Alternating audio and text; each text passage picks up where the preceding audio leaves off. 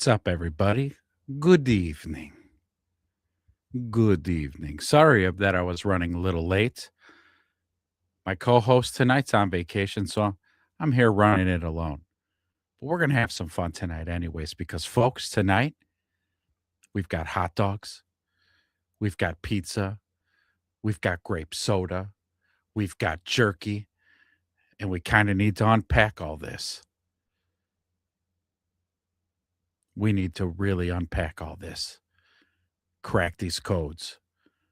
So come on in, grab your seat, grab your popcorn, get yourself a beer. Let's get this thing rolling. This podcast is for entertainment purposes only. That's right. We are not experts, therapists, financial advisors, relationship gurus, or parenting coaches. We are, however, enthusiastic amateurs with microphones and too much free time. Anything you hear on the show should absolutely not be used to make life decisions. That includes, but is not limited to, money moves, marriage vows, breakups, makeups, child-rearing strategies, or any situation where logic and responsibility are typically required. We are a comical and satirical show, so if you're taking us seriously, you may already be part of the problem. Now that we've legally covered our behinds, let's get into it.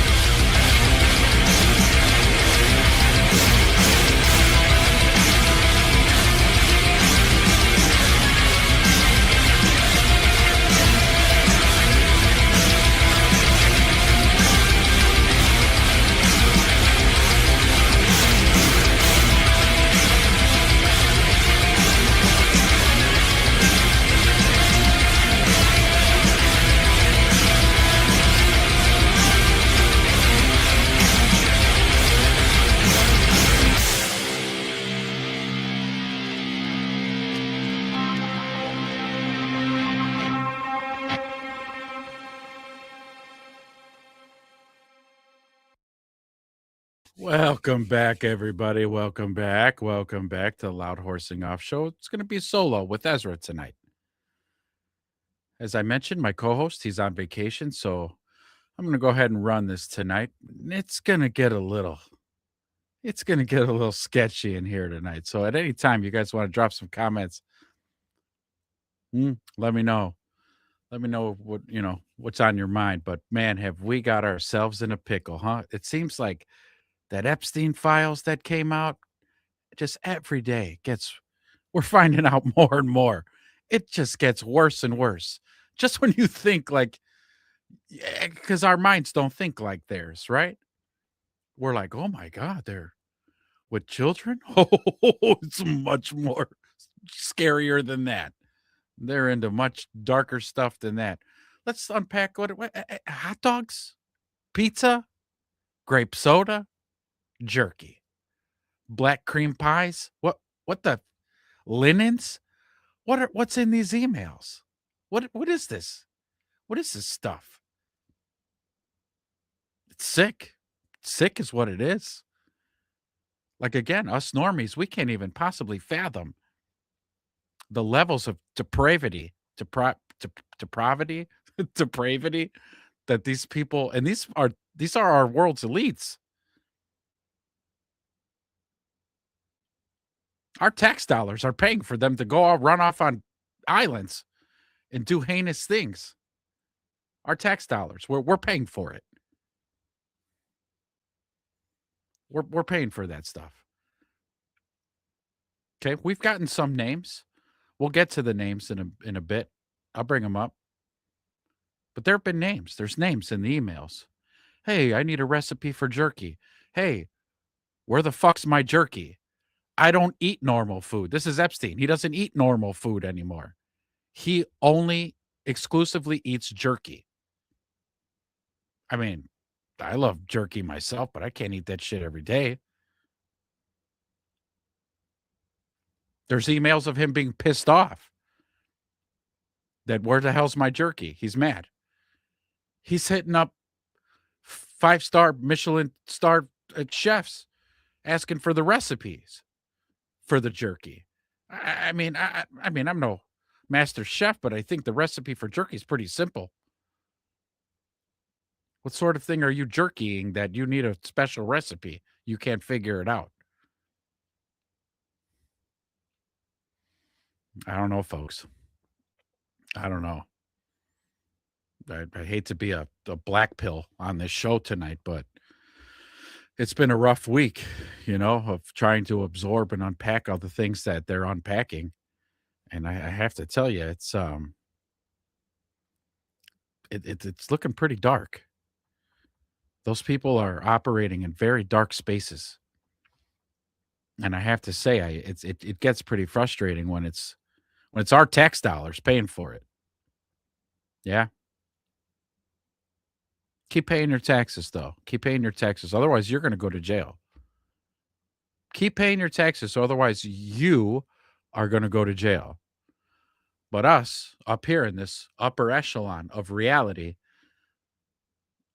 we'll eat other human beings. We'll eat children. We'll do whatever we want with them. And our names are being listed in the emails and not one person arrested. Not one. Are we starting to get the picture here? Are we starting to get the picture? All those prisons they built, they're not for them. Okay, those prisons are for us. Yeah, us little plebs. Those prisons are for us. They're not there for them. But keep paying your taxes so that we could do whatever frivolous thing we want to do with your tax money. Again, like have you know worshiping Baal and Moloch and Satan and whatever other evil Baphomet, all the evil, all the things, all the evil entities that you could actually muster up. They'll using our tax dollars to fucking praise Satan. That's awesome. That's awesome. And all the names in the lists, and again, not one person arrested yet. Although I did see on Twitter, Denmark or some other foreign country, they arrested somebody who was in the emails, the Epstein files. So other countries, whether it's a show or not, it's probably a show. They're like, hey, we're just going to put you in handcuffs for 10 minutes, a little photo op. Keep the seals clapping. You won't be in jail long. And I have to say, although my co-host isn't on the show tonight, he's been he's been really sticking it ever since we started the show that he feels Epstein's still alive. And I have to say, I doubted it at first. But digging into these files a little bit, I think he might be right. I think he might be right. They wheeled out Ghislaine Maxwell for her to sit there and plead the fifth and not answer anything, and then she walked out. They're side by side photos. That's not the same lady. She's probably not even sitting in a jail cell. They got a body double, and then that's where she's at. Got a body double sitting in there.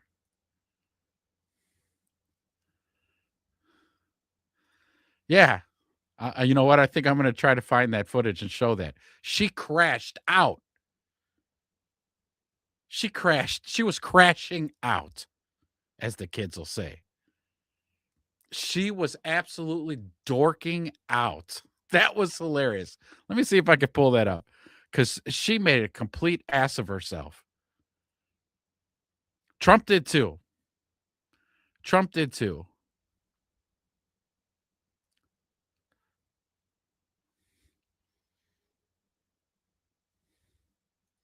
Quite frankly, I wish everybody'd stop bringing it up. There's other more important things I think Americans need to be worried about. Oh, okay, yeah, sure. There's a pedo ring going on. And yeah, we should, you know what? The Dow Jones is up. You're right. Yeah, the Dow Jones, the NASDAQ, the economy's killing it right now. I can't tell. Gas is still like $2.80. We went down like 20 cents from $3. And oh, yes. You know what? Let them pedo away. Just pedo away, because my gosh. I haven't felt it at the grocery store. There's no relief there.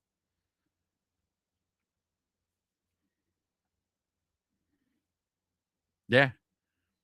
I don't see the economy doing well. I don't see it. This is like this is what they did to us with Biden, right? The economy's an absolute free fall, but they're going on the TV every day to tell us this is the best economy like ever. Really? Okay, I guess I'm fucked up. I guess I guess I'm retarded. I got it. We're the stupid ones. We're the dummies. We're the dum dums. The fluoride isn't working anymore. It's not working on all of us, okay? The ones that it worked on, it worked. But for the rest of us, it's not working. Now let me see here. I shared a few interesting things today on my Twitter that I maybe wanted to cover, but some of it is some of it might get me hit on YouTube. Twitter will keep the show rolling, but YouTube might take it down because it's pretty based. It's pretty based. Here's another guy. Here's another guy that's telling on himself. Let's check this out.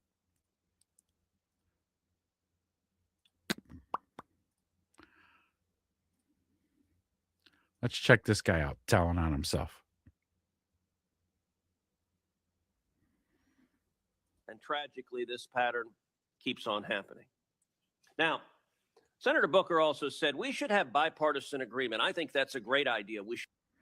Yeah, bipartisan agreement. That, sounds reasonable. Go ahead, Ted. Keep cooking. Should have bipartisan agreement. How about we all come together and say, let's stop murders? Okay. Sounds good. Yeah, let's stop murders. Cool. Keep it rolling, Ted. What do you got? How about we all come together and say, let's stop rape? Hey, let's get by. I could do that. Let's get behind that. We could cross party lines and we could all agree on that one, I think. What else? How about we all come together and say, let's stop attacking pedophiles? What? In the words of the Virgin Mary, come again? Say that again, Ted. Say that loud and clear for the people in the back. Attacking pedophiles. And tragically, Wait, what? stop attacking pedophiles. Okay. Let's stop. Whoa, my man. Whoa. Teddy, baby. Teddy. I knew you were I knew you were working for Israel when Tucker interviewed you, but now we're going as far as to stop attacking pedophiles. Okay. All right. Well, Ted, let us know where he's at. Ted, let us know where. Yeah, you lost me, Ted. He lost all of us. I don't know what the hell's wrong with Ted. I'm telling you, it's a big thing. It's a big club, and we ain't in it. And they're just, I don't want to be in that club either. They're, dude, it's demonic. I don't even know. It's kind of hard to. It's kind of hard to. It's kind of hard to stomach. I mean, when somebody delivers the message like this, you don't know if to take it seriously or not. But then when the truth finally comes out, you're like, wait a minute. Fucking admit they're fucking killing already more kids, so you're telling me it isn't real when they had a fucking vote in the goddamn fucking Senate? That's a conspiracy theory. That's a conspiracy theory. That's a conspiracy theory. Yeah, it's a conspiracy theory. Just shut up.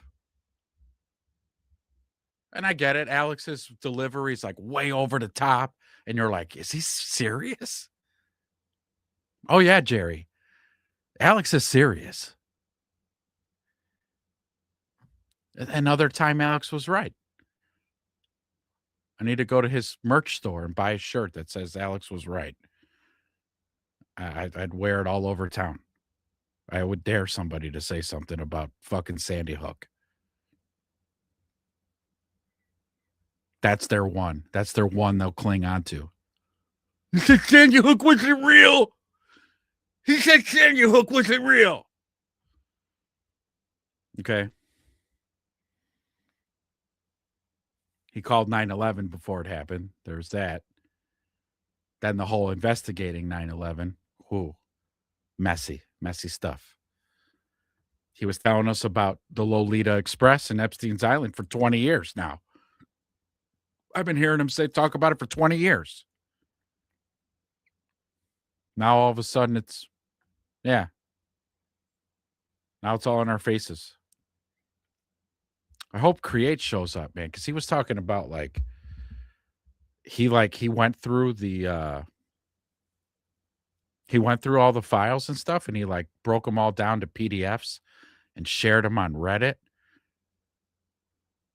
If he comes in here, I hope he mentions it, because I wouldn't mind seeing it. Now this might be the video that I'm going to get smacked right off YouTube. But it's pretty funny because it's true stuff. So, and a little bit of speculation, but I think if you're a seeker, you can connect the dots. You see this. But let's see. This is for Jake G TV News. Saw this on Twitter, so I don't really know whose property this is, other than probably it's Jake G, whoever that is. It's an AI video, but let me see if I could maybe pause it every so often. Maybe then I won't get hit. But I think some of their language, you know, the tubes might not like. Might not like it.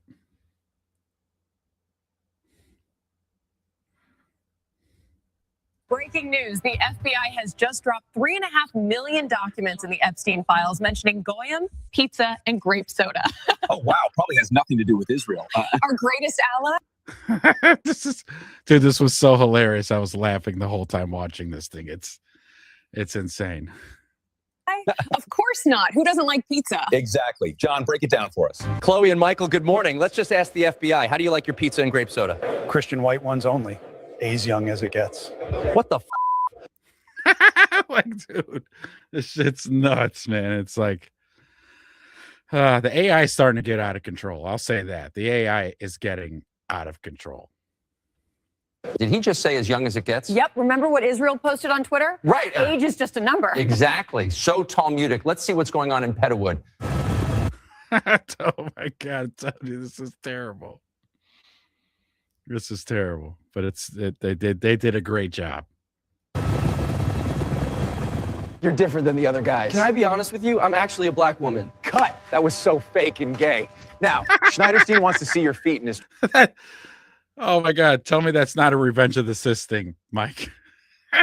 Fake and gay.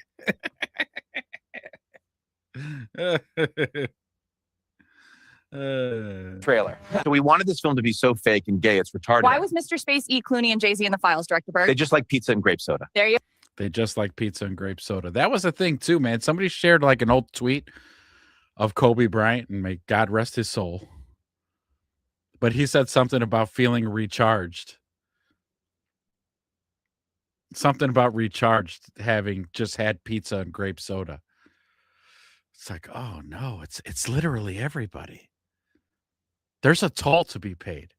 You can be a podcaster, you could be a musician, you could be an actor, you could be a director, you could be a screenwriter, you could be a newscaster, you could be a politician, you could be a banker, you could all these professions. You're going to hit a ceiling until you drop trow.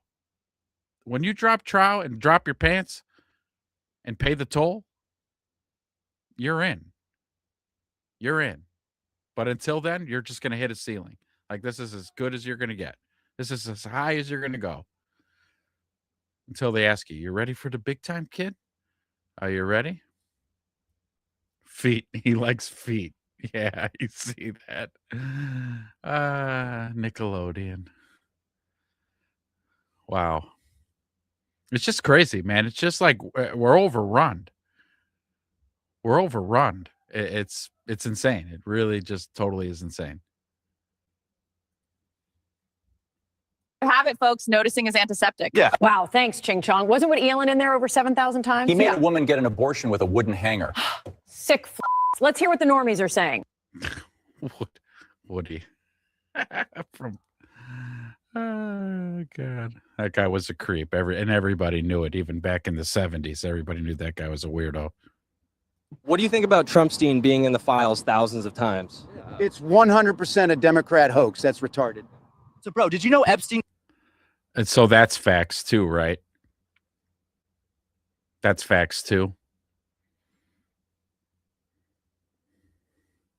Go ahead and ask a Magtard about Trump being all up in those files. And that's a Democrat hoax. Like, oh boy, the programming has worked on both sides of the aisle.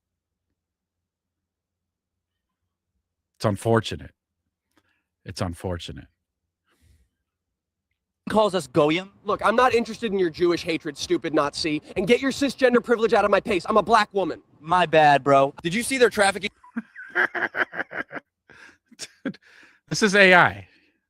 This is AI. This is insane. This is off the charts insane. You know what I should be doing? I should be monitoring. Just bear with me 1 second. I should be monitoring my YouTube channel because they'll probably be sending me notifications if I'm breaking all the guidelines right now. So just bear with me 1 second while I kind of monitor as we go.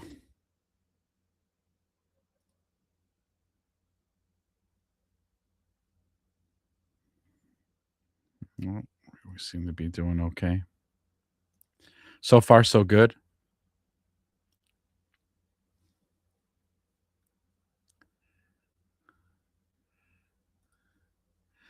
Have you heard that Life Touch CEOs mentioned in the files? Yep, I heard that. We were gonna cover that in a second because, like I said, they did mention they have dropped some names. They have mentioned names, and he was one of them. He was one of them, and he's the guy who owns the company who does all the school portrait stuff. And everybody's like, no more school pictures for my kids.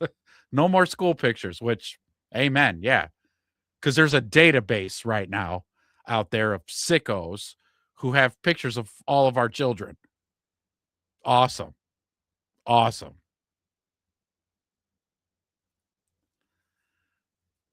Yeah. Right. Yeah. Yep. Almost like a shopping catalog. Right? Just like a shopping catalog, like you would go to Wayfair. Oh, too soon? Too soon for Wayfair jokes? But yeah, just millions of kids, millions. It's awesome. It's funny how we have guidelines, but these fucks can do whatever they want. Yep. Yeah, I touched on that like earlier in the show. That was kind of been my main frustration all week.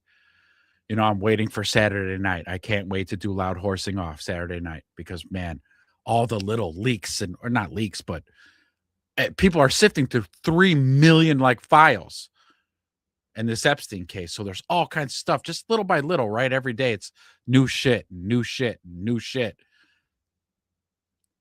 And I'm just, watching it while I'm driving because I drive and what's pissing me off, and I think there's a movement, not a movement, but a collection of people who have the same sentiment as me. Our tax money, we're paying taxes so these assholes can do whatever the fuck they want. And no consequences, nothing. No consequence. Again, the Epstein files that have come out, there have been names talking about linens and jerky and grape soda. And are you going to call them in? Maybe a subpoena? Hey, you want to tell me what this was? It's what the people were doing your laundry? And you exclusively eat jerky? You never say beef jerky. I like beef jerky. I love beef jerky. All of them. Slim Jims. All of them. You go to the gas stations, get their beef jerky. Beef jerky is really expensive, but no, jerky. With Epstein freaking out in those emails. Where in the fuck's my jerky? Where's my jerky? Hey, can we get the recipe for jerky? Hey, how do you make your jerky? What do you put in your jerky? And again, the names that have been exposed, you're not going to, no, not going to arrest them. Or not even arrest. I mean, you should arrest them. But like subpoena, oversight committee, no. No. Mm-mm. But don't pay your taxes and find out. Don't pay your taxes and find out what happens to you. Because those prisons, they didn't build them for them. Those prisons are there for us, for the plebs.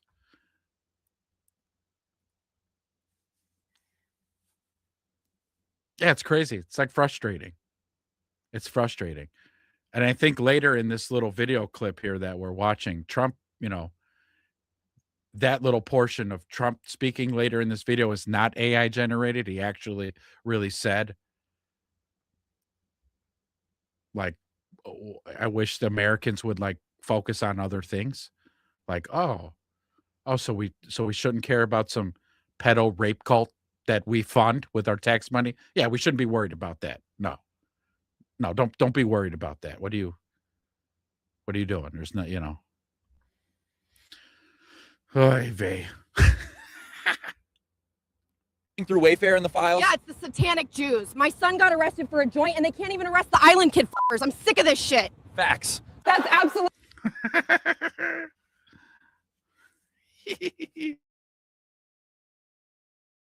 It's about time that humanity understands pure demonic evil truly exists. Left, right, conservative, Democrats, all of them. So right. Left, right, center, Democrat, all of them, like everybody. And I seriously think that's what's happening. I think that's what this is doing. Like this whole exposure into this Epstein thing, I think is like really starting to like wake people up. For the ones that weren't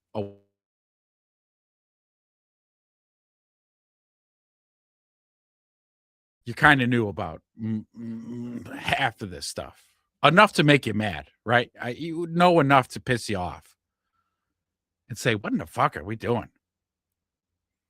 This whole world is ran by sociopaths, psychos, and sickos. And, you know, but there's a level of like, I don't know, man, the Bears play Sunday. I got bills to pay. I like video games. Okay, I have my own vices of distraction, so I could take breaks and kind of decompress from all the shit. Because otherwise I'd be like a raging, just pissed off all the time. But I was aware, is what I'm saying. And there was a lot of people who would be like, "Oh, Ezra, you're fucking crazy, man. You're nuts." And I'm like, "No, man, I heard it on Alex Jones. I mean, he was beating his chest. He was all kinds of pissed off. He means it." But yeah, Alex Jones is a kook, man. No. Okay. Some years pass by and then it gets declassified or it officially comes out. And then you're like, oh, yeah, see, yeah, Alex was right. That's weird. Alex was right. Totally weird. Totally weird. But again, for those who would say that, oh, Ezra, that's nothing, man. Calm down. There's nothing like that going on. Our government would never do that. Hollywood wouldn't do that. Hollywood's a fun place where you go have fun. The entertainment industry, it's fun. It's a fun place. Don't you want to be an entertainer when you grow up, kiddo?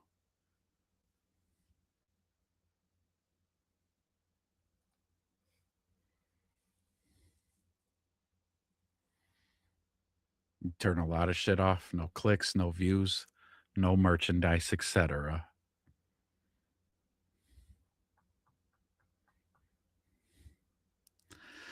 As I mentioned, my co-host is on vacation. Anybody feeling froggy? Anybody want an invitation link? Huh? Anybody want to join in on this? I'm waiting for Create to show up because, again, you guys in the chat, Big Mike, Wedge, you guys are on pretty much on all our shows. It was Create that said, right? He went through like a lot of the files that were released and he like put them into PDFs and put them on Reddit. I think Create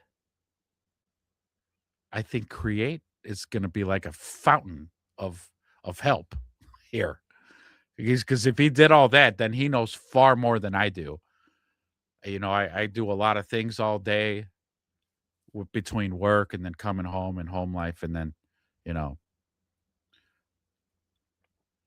I'm not really like looking at the emails. I'm relying on other people to look at the emails and then share them on Twitter.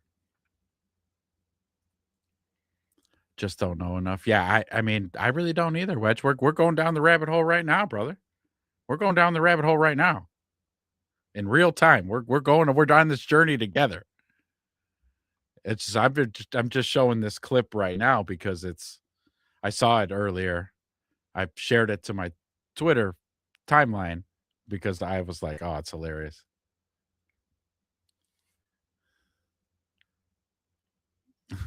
Stay safe, buddy. He'll be all right. Creates like a shadow. You can't catch a shadow.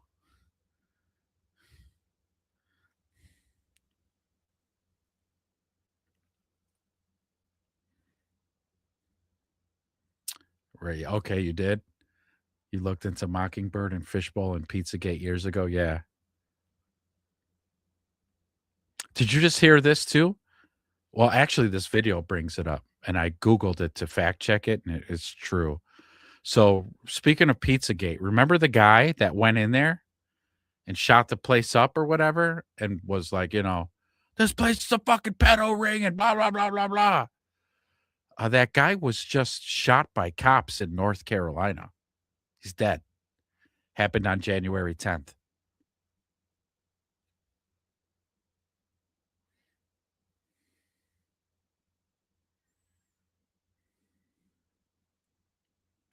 You know, coincidence. Chalk that up to coincidence.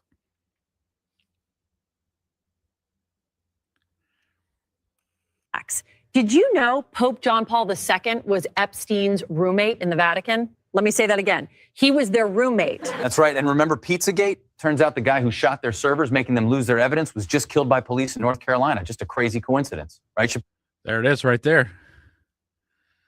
There it was. There it was. The guys who went in there and shot and destroyed all the went in. It was just let me rewind that. Let me say that again. He was their roommate. That's right. And remember Pizzagate? Turns out the guy who shot their servers, making them lose their evidence, was just killed by police in North Carolina. Just a crazy coincidence, right, Shapiro? Facts. Again, I looked it up. January 10th. That just passed.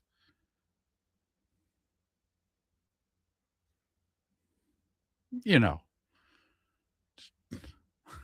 Yes, Big Mike. Nothing to see here, folks. Nothing to see.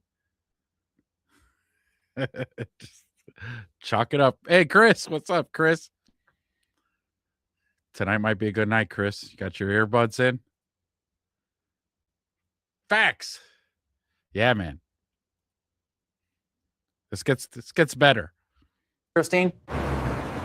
Just because this was a gathering place for my friend Alephantis and John Podesta's emails talked about pizza and sacrificing chickens to Moloch doesn't mean they're guilty. Stupid Goyim. Thanks, Shapiro.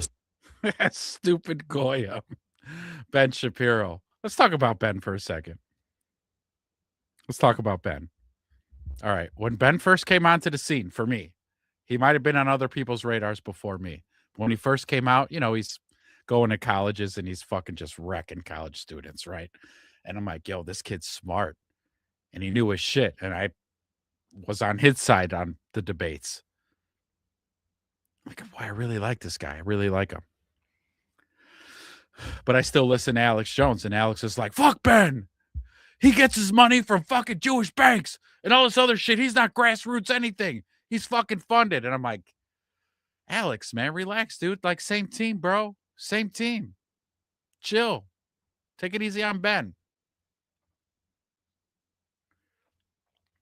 Fast forward a bunch, number of years, and they were talking about like some shit had come up. Somebody brought it up to him. Oh yeah, why the fuck does the United States give Israel $6 billion a year for nothing? We give them $6 billion. It actually might be more now. It was $6 billion then. I think it's $9 billion now. You guys can correct me if I'm wrong. $6 billion a year for nothing. They have no export. Nothing. We just, here you go, $6 billion. Taxpayers' money. Thank them. Thank the Goyim for your $6 billion a year.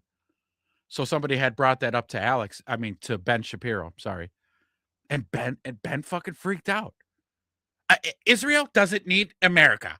Israel can take care of herself. This is her verbatim what he says. Israel could take care of herself. Okay, cool. Cool. The attacks on October 7th happened.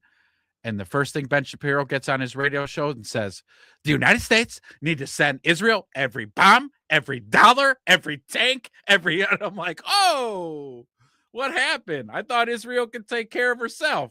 Now all of a sudden you need all of our money and all of our bombs. And okay. So it was at that point where I said, okay, yeah, Alex nailed it. And ever since then, Ben has just been going down this downward spiral of like everything that he does is just backfiring on him at this point. And I'm like, yeah, nice job. Nice job. Oh, nice, Chris. You like Alex too? Me too. Me too, man. I got red pilled by Alex. Alex Jones red pilled me. About 2010. I'll tell the story. For nothing, but fuck us, right? Exactly. Yeah, fuck us. Yeah. We're their slaves. We're their slaves. And that's in that's in the Epstein emails too. The way they talk about non-Jewish people. We're their slaves. They said God put us here to serve them. They're the chosen ones. It's like this is what they think about us. And then it makes sense. You know who else lost my respect too that I used to love? Officer Tatum. Loved fucking Brandon Tatum. Loved him. Until he takes a trip to Israel and he gets spat on. Here's where he lost my respect. He brings Bibi on his show. You know Bibi, right? Prime Minister, president over there. Has him on his show and thanks him for only getting spat on once. Yeah, I want to thank you so much, man. When on our visit out there, we was out there like 2 weeks. I only got spat on once. You fucking hear yourself, Tatum? Do you hear yourself? I said, man, I can't even watch Tatum no more. Because that was it. That's all I needed to see. Like, wow. Plus 7,000. Go ahead and post a nice little lovey Israel tweet. Plus 7,000.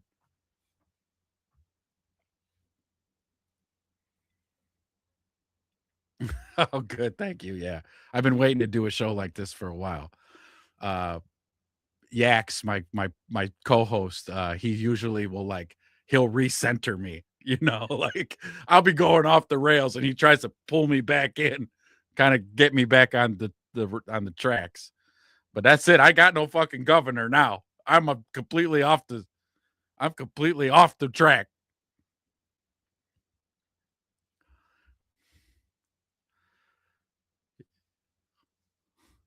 Yeah, just once. But I have seen other videos of other people getting spat on multiple times. That's just what they do. Hey, look, there's a Christian. Spit on him. Our greatest ally, we're told. You got red pilled by Steven Anderson. But no, so here's the craziest thing. I'm down in Florida and I'm visiting my brother. We're having a barbecue. We're outside just having drinks. Everybody's having a good time, just chatting, hanging out, drinking, eating barbecue. Well, he was really good. He had good neighbors, and they were over hanging out. And his neighbors were like his age. Well, his neighbor's mom was in town visiting as well. And while everybody's talking about sports or talking about whatever, me and this old lady, because I love our elderly. I do. I respect them. I love them. They have so much to teach us. Like we really need to stop for a few minutes and talk to our elderly because they're a wealth of knowledge.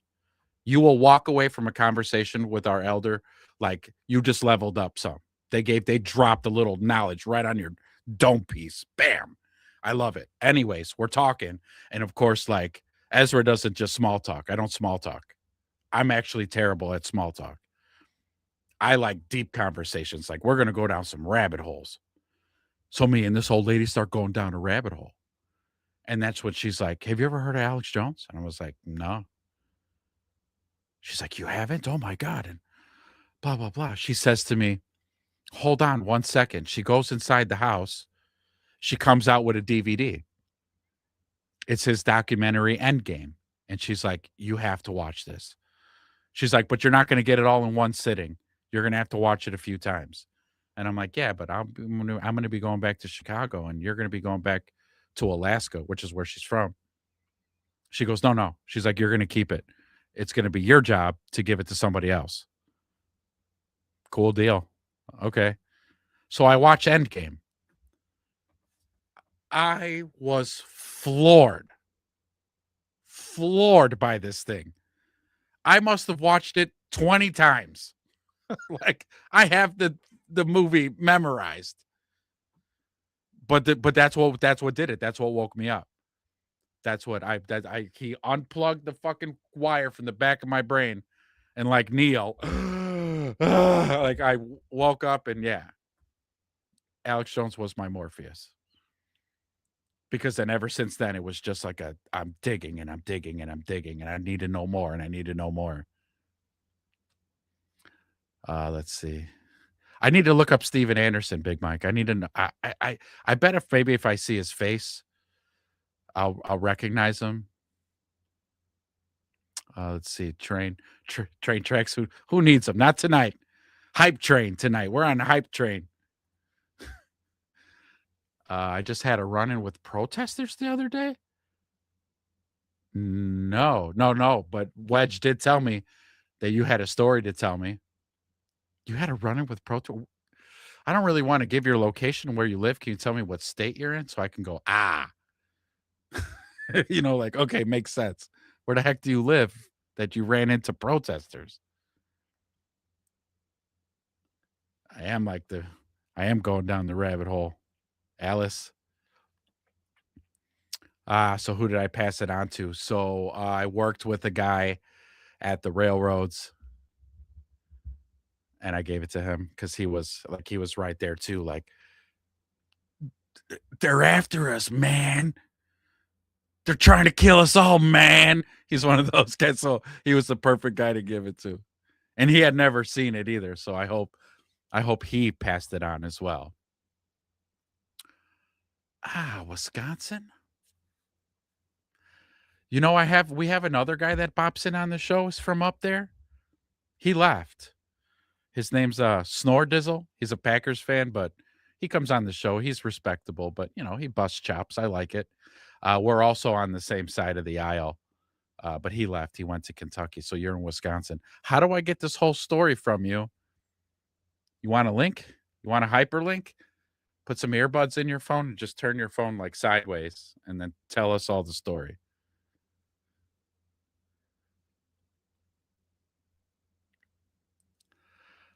He's a crazy ass Baptist preacher.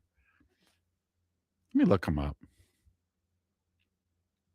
We'll come back to this video. We're rolling right now. Let me see. Steven Anderson. Let me see if I recognize his face.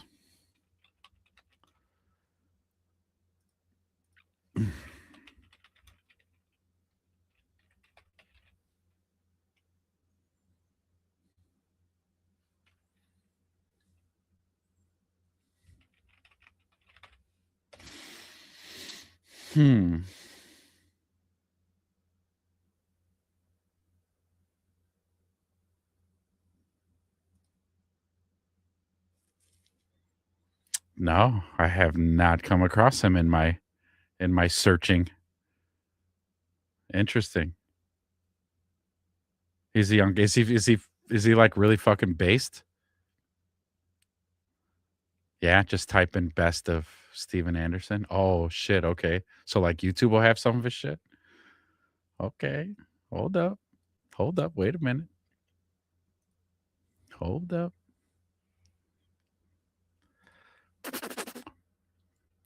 Anyways, if you guys follow me on Twitter, you could find the rest of that video that we were watching on my timeline. It's great. But I really do think if we were to show more of it, I'm getting kicked off YouTube tonight. Because it's pretty based. And I don't know how based YouTube lets you get. Where would I send you the link? Just type in the best of Steven Anderson. I could have as many guests too, dude. If you all want to join, we could all get on here. I could have up to 12 guests. And instead of you guys just hanging out in the chat, literally all of you guys can get in here. Where would you send me the link? Oh, like DM me your email and I'll send you the hyperlink to your email. And then all you got to do is just click the hyperlink. It takes you right into our virtual green room. And then I hit add to stage and boom, you're on. Oh, by your work, they tried to block your car. What? Or were you dressed like an ICE agent? Or does your vehicle look like one of theirs? Or they were just like, you're a white guy and we're blocking your fucking car. Because, you know, they're like that. Yeah, the extension, no to both. Your attire and your vehicle had no comparable features to an ICE agent. Just, we're protesting and we're going to just make everybody else's life miserable because we're so fucking miserable ourselves. Misery loves company. Misery loves company.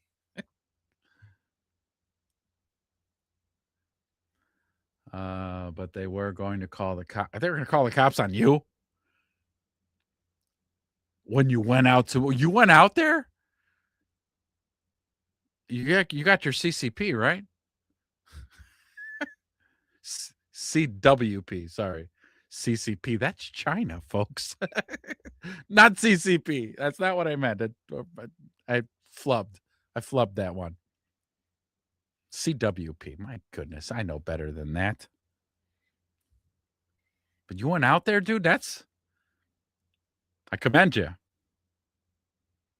I salute you.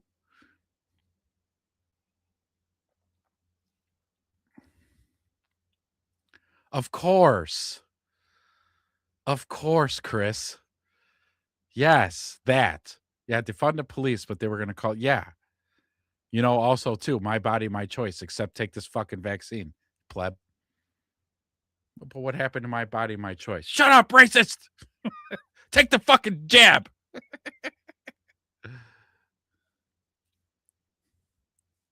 Did you get any of this on video? By chance? Any pictures? Any video of this? This is great content, man. If you happen to capture some of these fucking retards on video, that'd be great.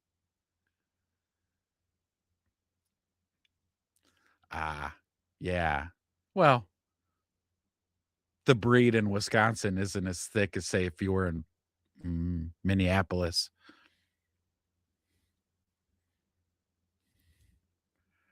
Minneapolis and like Portland, I think, might be the heaviest brainwashed.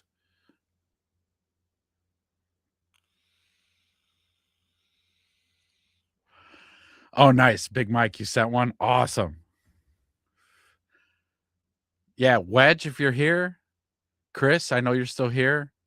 Do you know I can invite all you guys on the show? Like all of us can be on at the same time.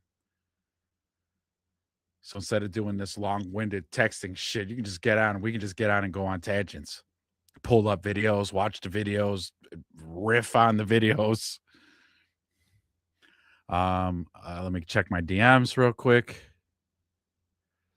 All right, Wedge, you're up. Let me send you over real quick, right quick.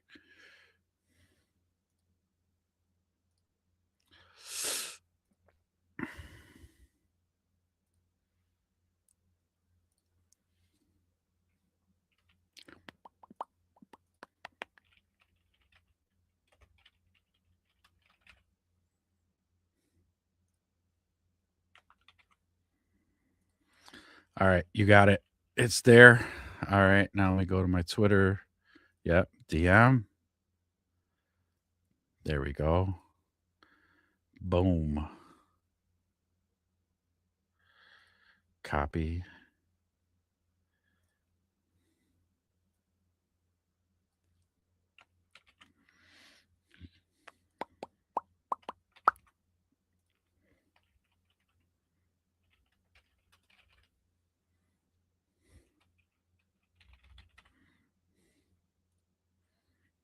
Control V. Bam.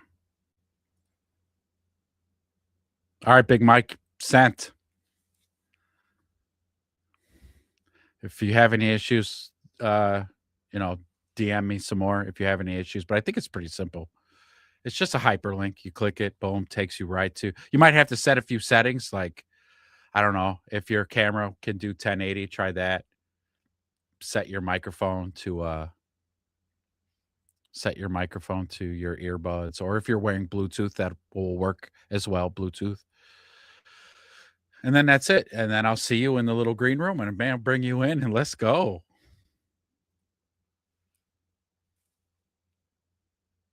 This is exciting. I wasn't expecting to have guests, but I'm happy. I'm happy we are. All right, let's see. The best of Stephen. I forgot his damn name already. I'm going up. I'm scrolling back up to the chats. Anderson. Mr. Anderson.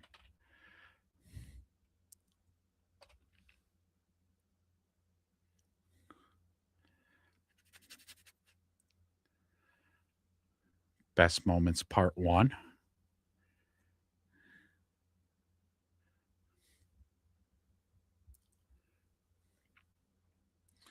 Wedge can fill in part of Christopher's story. Come on, Chris, hop on, dude. Send Wedge your email, or Wedge might already have it, and he could send you the link to your email.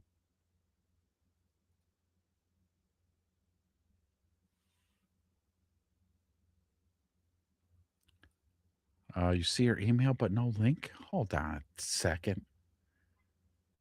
I might have hit send too fast before it. Hold on.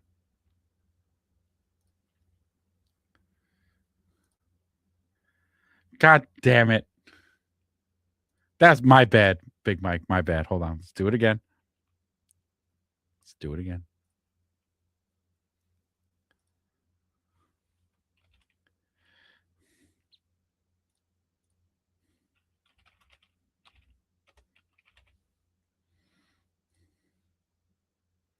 Try again.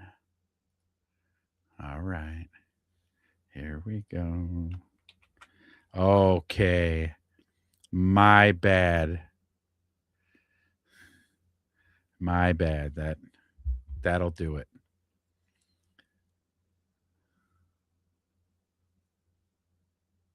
Oh shit, my bad. Okay, yo. Oh wait, I gotta bam. Okay, I love the background. Nice. Hey, family business, you know what I mean? It's a family business. Never in a million years did I think I'd be on this stage, but here we go, huh? Is the wife asleep? Is she in bed yet? No, close the door. So yeah, we're good, man. We're good. I don't think she subscribes to this channel, so we're good. Okay, yeah, We are good. She's actually the one who told me about the Life Touch stuff. And I was like, whoa, man. So she's secretly following this. Well, no, well, this is what I was saying earlier. I think this is where it doesn't, there's no partisan lines here on this one. We all unanimously agree they shouldn't be fucking children. Right. Like, we all agree on this. I mean, just quick background here. As an older gentleman, as I've gotten older, I've become more and more conservative. You and I grew up in a very democratic city in Chicago, right? Huge. So we were taught from a very young age, let's vote Democrat. And then as time moved on, I mean, hell, my first couple of elections, my dad handed me a card and said, here's who we're voting for, which he was part of the police. So very police friendly judges, et cetera, et cetera. Right. But even as my dad moved along, he became more conservative as well, which I always found pretty interesting. But yeah, so it's, you know, to shorten up the story here, the missus, she's pretty far left. We're opposites, right? So we don't talk a whole lot of politics in the Wedge household here, which is so we yeah, don't in my house either. That's just how it goes. But Christopher, if you're not able to make it in, I had a chance to talk to Christopher earlier, and he filled me in this story. You know, we were talking, and he was kind of walking me through. So if Christopher's not going to join us, or even if he does, he can recant it and fill in the details that I might have missed. So as Christopher was coming into work, works right on the outskirts of a very blue city in Wisconsin. So you take your pick. It's one of two, right? He said that there were huge signs on one of the overpasses over the highway, defund the police, really, you know, ice out, all that good stuff, right? The stuff that we're used to seeing in Minnesota. And Christopher, please, if I tell some of this wrong, please jump in the chat or jump in the link. He had gotten out and he was going to confront these guys. Like, you know, Christopher is somebody who, such as myself, you know, backs the blue and somewhat conservative as well. So some of these concepts are against some of his moral beliefs as well. And I really don't want to speak on his beliefs, but something that he disagreed with, let's just put it like that. Sure. So he gets out and he starts talking to him, right? Like, hey, you know, why don't you take those signs down, or what are you guys doing up there? And I think he got filmed is what he was telling me. But he didn't do any of the filming. So, okay. And as soon as he started, oh yeah, hell yeah, Big Mike. Yes. As soon as he started confronting these guys, how do I add up there? They immediately went against their core message. And like Christopher commented earlier, they immediately threatened to call the police, to which he had a very pointed message that he replied to, like, hey, you want to defund these guys who are going to come out and help you. So, you know, what's the real message here? So long story short, as these guys backed down from this situation, Christopher then saw them get into one of those stretch, you know, like Hummer limo type of things that you see on bachelor parties. Really? So clearly the big aha moment here was they were paid to be down there. They were funded. Yeah, they were funded to be there. So shit. If you guys don't think that shit is real, you know, firsthand experience with it, not me personally, but somebody that I know very near and dear to me had seen it firsthand. So very interesting story with that. It was kind of like an aha moment for me as well, that these people who are out there trying to be the face of this message have no idea or no backing of it or no stake in the game. Instead, you know, the only stake they have is just collecting that money. Yeah. Oh, yeah. Which is, we all know that it was happening, but here's a real life experience of it actually happening. Yeah. So it's crazy. So absolutely crazy story. I told Christopher that you were having a show tonight, and I'm like, dude, we got to tell this story because it blew me away. I was like, holy shit, seeing and hearing it firsthand from, somebody who I would consider a pretty dear friend to me. It was absolutely crazy. Absolutely crazy. Big Mike. What's going on, Big boys? Mike's in the house. What's up? Yes. Got you Close on this the door. show. My wife's gonna be like, "What the fuck are you doing?" Who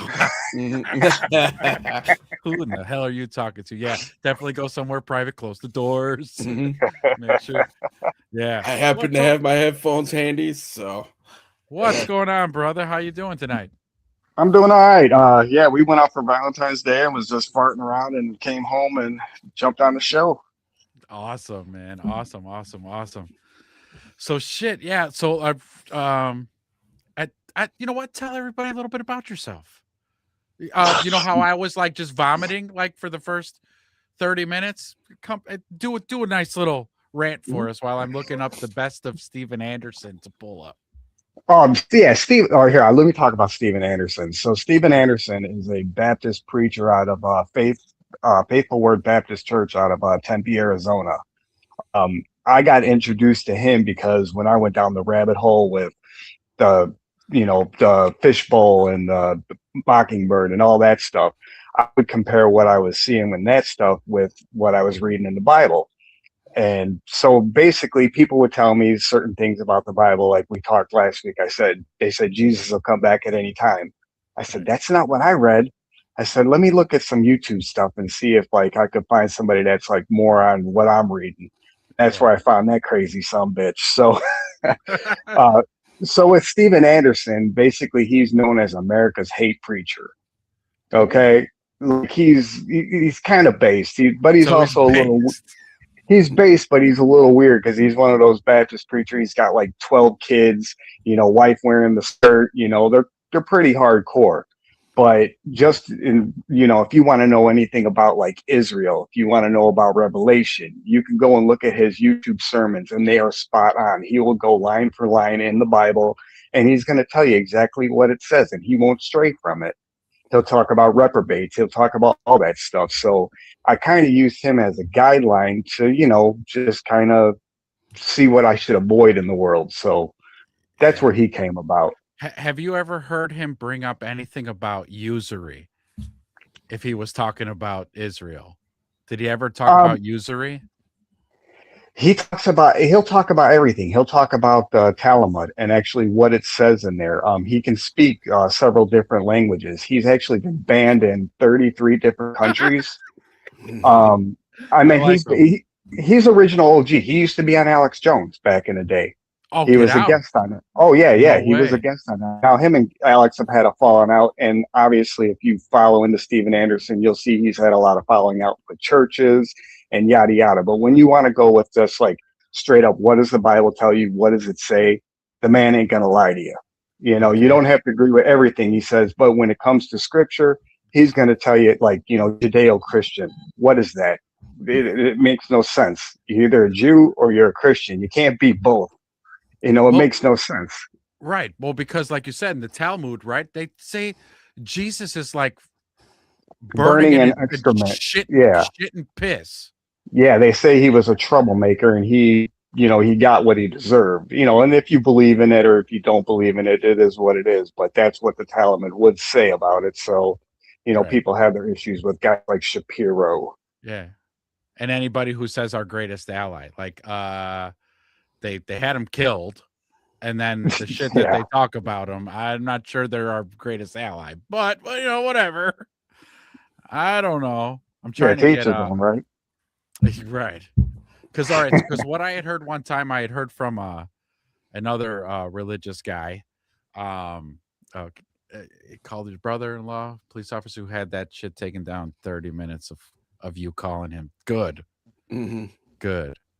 And then I do agree with this too. Can't be both, right? Can't be, we're America and Israel, or we're like best friends, but low key, your savior is, rotten and shit and piss, but whatever. Well, it's like you got Ted Cruz up here, and he's like, Israel's our greatest ally, and the Bible talks about, those who bless Israel will be blessed. But the dummy doesn't tell you that Israel wasn't even a country back then. Israel was Jacob. So correct. What are you talking about? What are we saying here? Quit lying to me. It's those who say evil is good and good evil. You know what I mean? It's that whole thing. So yeah. So when I heard the preacher talk about Jews, because there was no Israel at the time when this story that he's telling us, usury. So we're all familiar with the term usury. We know what that is, everyone. Mm-hmm. It's interest and compound interest.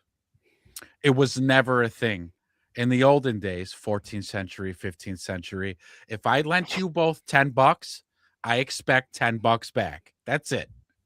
It wasn't until an individual who, unironically, his name was Shylock. He was Jewish, and his bit was, "Oh, yeah, I'm going to loan you $10, but when you pay me back, I want 15." And so this started to run rampant in kingdoms of medieval times. Well, the kings would have them rounded up and banish them. He would throw them all out because of usury. Because it's like he said that they will bring down our country, so they rounded them up and kicked them out. And I'm like, okay. So they were doing this back when, like the 15th century. Like, all right, well, we need to take some notes around here because you literally can't do shit in America without some interest on everything. Mm-hmm. Yeah, I'm an old man still paying off student loans. Oh, and that compound interest too. Uh-oh. Right. No, so like Ted was good for a while. Ted Cruz was all right for a while. When he was fighting, what was that? I have to ask about Billie Eilish, but no, Ted was okay because there was like a lot of censorship happening when the old owners of Twitter was happening. The lady at YouTube, like they were just nuking everybody's channels if you just said anything that wasn't PC. And so Congress was trying to pass a bill, a 230. Does that sound right? It was 230. So basically you weren't allowed to censor people. People on the internet had a freedom of speech. These between Facebook and YouTube and all that, they're not editors. They're just like a free space. So they shouldn't be allowed to censor what you say, because then that would change like what they have to pay in taxes. It's a whole messy thing.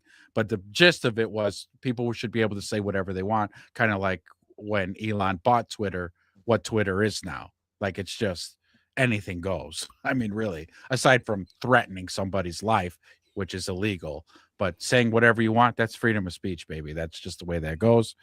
Well, anyways, I thought he was cool because he was kind of spearheading that whole thing. It didn't go anywhere, obviously, because everybody was getting censored. But I was like, cool, Ted Cruz was doing that. That's great.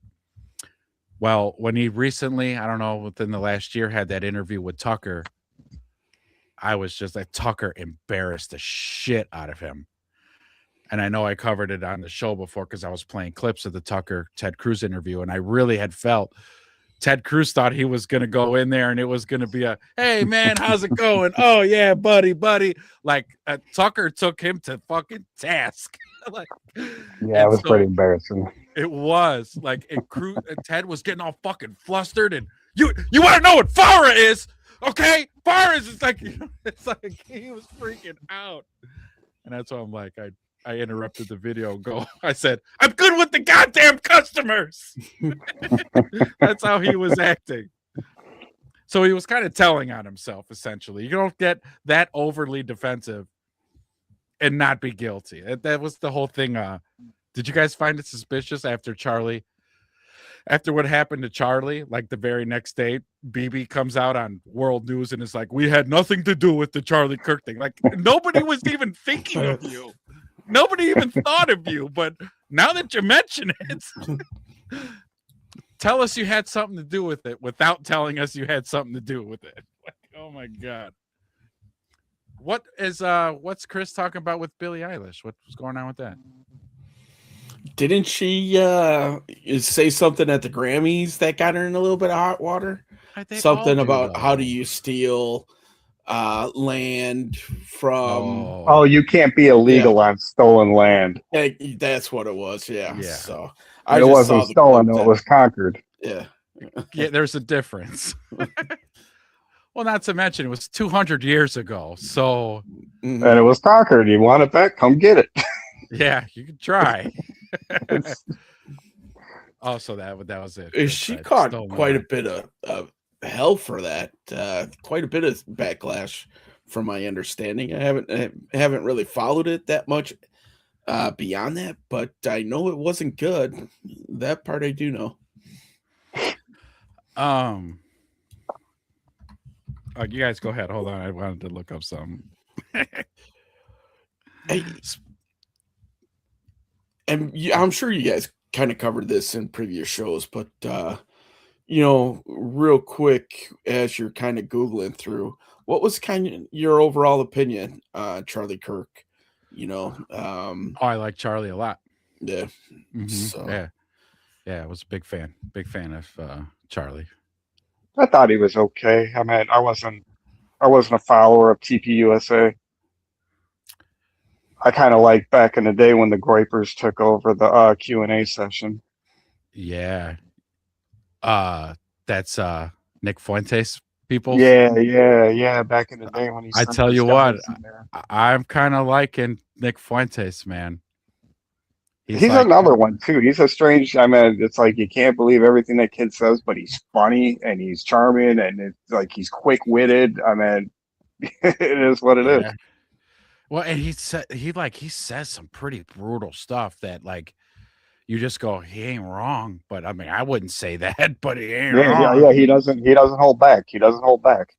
I mean, and he really does genuinely, it seems. Because you got to be careful nowadays because they're throwing so much illusions at us that you don't know if he's paid or what. Is he there to wedge and separate more? Because they do that. They'll plant somebody in to just separate and divide more and more. But he seems to be like truly when they say, "Oh, America first," he sounds like it to me, and I'm like, yeah, we need to all be more like that, like America first. Then we'll fucking worry about what's going on overseas and. You want to continue I said that on the show a bunch of times. If you want Americans to feel better about funding a genocide, I don't know, make gas under $2 again. That'd be a good start. Make houses affordable. Make sure that Gen Z will be able to buy a house one day. Make those things happen, and then, we're just wiping out Palestine. Well, I guess you got to break a few eggs. I guess Are the Bears underdogs this week? It would make it easier to swallow, but they don't even try. They're like, no, gas is still going to be $3. So, and you're still going to have to fund this war. Like, no. And that's not what Trump ran on. That's, I call balls and strikes. There's no more two parties with me. It's one big party. So when you do good, I'll say, good call. When you do bad, I'm going to be like, yo, that's bullshit. But he ran on, when I get in, I'm going to stop this war 24 hours. Now, I know he's hyperbolic when he speaks, so I know he didn't mean 24 hours, but I thought he meant maybe shortly. He hasn't stopped either of the fucking wars, and it's like, okay, all right. I don't know. I don't know what else to do. Well, how much of that was, based off of just the backlash that happened when they met at the White House and how the prime minister just basically spat in his face. Yeah. At that point, you know what? You deserve the middle finger. No offense. Yeah. It's our guns, our bombs, our smart weapons that are keeping you from speaking Russian full time here. And then you go and do that. I mean, you try to show up maybe the most egotistical man in the world on public TV. Oh, by the way, who is our president? And you expect nothing to happen? I don't know. Whatever. That's honestly like the worst part about Trump is his pettiness, man. That man will just rant and rant and rant. It's like, dude, sometimes you just want to say, shut up. Just shut up. He can be very fucking petty. That's why I was like, I didn't even vote for him this time around because I'm like, I don't want to listen to all the noise that's going to happen. Yeah, he could fix our taxes, maybe lower gas prices, but I'm going to have to hear this shit every single day. But he didn't do it though. And he doesn't do it. It's a lot of talk. It seems like, if a Republican gets in, Republican voters are going to suffer. A Democrat gets in, Democrat voters are going to suffer, but they'll back their guy no matter what. I mean, he did manage to get it out of the headlines, though. That dropped pretty fast, right? I mean, how many times are you sitting there like, oh, hey, is Ukraine and Russia still at war? Like, we haven't heard anything about it. Not like it was when it first started going. So something's going right there for him on the old PR campaign. Yeah, well, or just don't say anything about it and we'll just keep funding it. Don't say nothing because, these Americans are getting a little kind of pissy about it, Don't run too much in the news because you were right. Leading up to the election, it was every day. Yeah. You're watching footage of drones hitting Ukrainians, soldiers, and just Ukrainian soldiers getting fucking jumped in the street and thrown in a van to go get pushed to the front lines. And you're like, oh, that's not going well. Which didn't make sense to me in the first place. I'm like, Ukraine's gonna take on Russia? Like, that's not even, I don't give a shit how much money we give them. They're not gonna win that one. We're gonna end up with our boys and girls out on the ground out there because they're not gonna beat Russia. I'm sorry. But that the whole thing was messy too. We covered that on the show as well. They poked the bear to start that whole shit. It wasn't like Putin woke up one morning and was like, I'm going to go invade Ukraine. It wasn't like that. They were trying so hard to get Ukraine to be a part of NATO. And they weren't, and I don't even think to this day they're still not a part of NATO yet. But NATO's right there against Russia's border. And Putin had said, hey, what are you guys doing? There's a peace agreement. NATO's not supposed to be moving east towards my country at all. And they're like, no, we're not. Chill, relax, man. We're cool. We're not moving the other way, border. bro. And then they kept inching closer. And he asked them like 3 separate times, like, dude, you are now over the border of our peace agreement. Hey, dude, would you relax, Putin? Just calm down. Like, we're not doing, but they kept advancing. And then what the last straw was is they were doing military drills over into that neutral zone that they weren't supposed to be in. And that's when Putin was like, fuck it, that's it. Start launching at those motherfuckers. And then, oh my God, look at Putin. It's a monster. It's an absolute monster. And I think he's kind of like the world's like boogeyman. They made him out to be, and he's not a saint. He was KGB. I'm sure he's killed lots of people. Sure of it. Not Sure, a he's good still man. killing a lot of people. Yeah. But he's very much a nationalist. He wants what's best for his country. He asked to be a part of NATO, and they told him no. Why would they tell him no? You would think, oh, yeah, this is one big world government we're trying to do. Come on, jump on board. They were like, no, stop right there. We need a boogeyman, you see? We need like, oh, Russia, all the time. Just Russia. Now do you believe what they're saying about Epstein now? He was a Russian agent.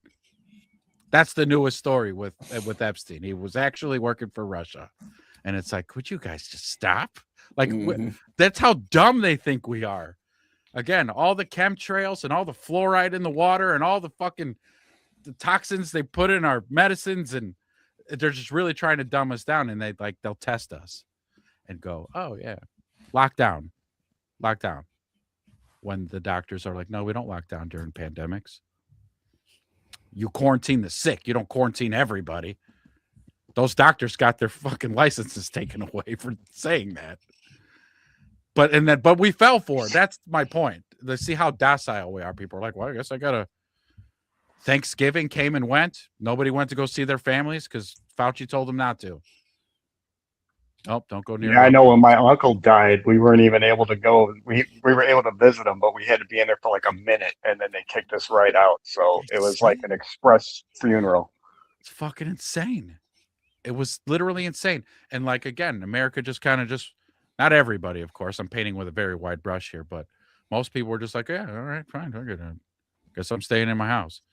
And then Or you when go to a out restaurant and sit in the foyer with the mask on, but then you go 2 feet to your table and take it off. it was so ridiculous. And then they really showed their ass again. This is the oligarchy. This is the one party system I'm talking about. The way they showed their ass during that, because like while we were all locked in our houses, they're out having a big party at the French Laundry. The Obamas had a big ass birthday party with like 200 some people. Nobody wearing masks at any of these things, mind you. And then Pelosi getting her hair blown at the same thing with Lightfoot. Lori Lightfoot was at a salon getting her nappy ass head done. Like, just, but everybody, you assholes, no, you need to lock in, not us. We have the whole world to ours. It was so amazing. It was so amazing. We got some Chris comments. We gotta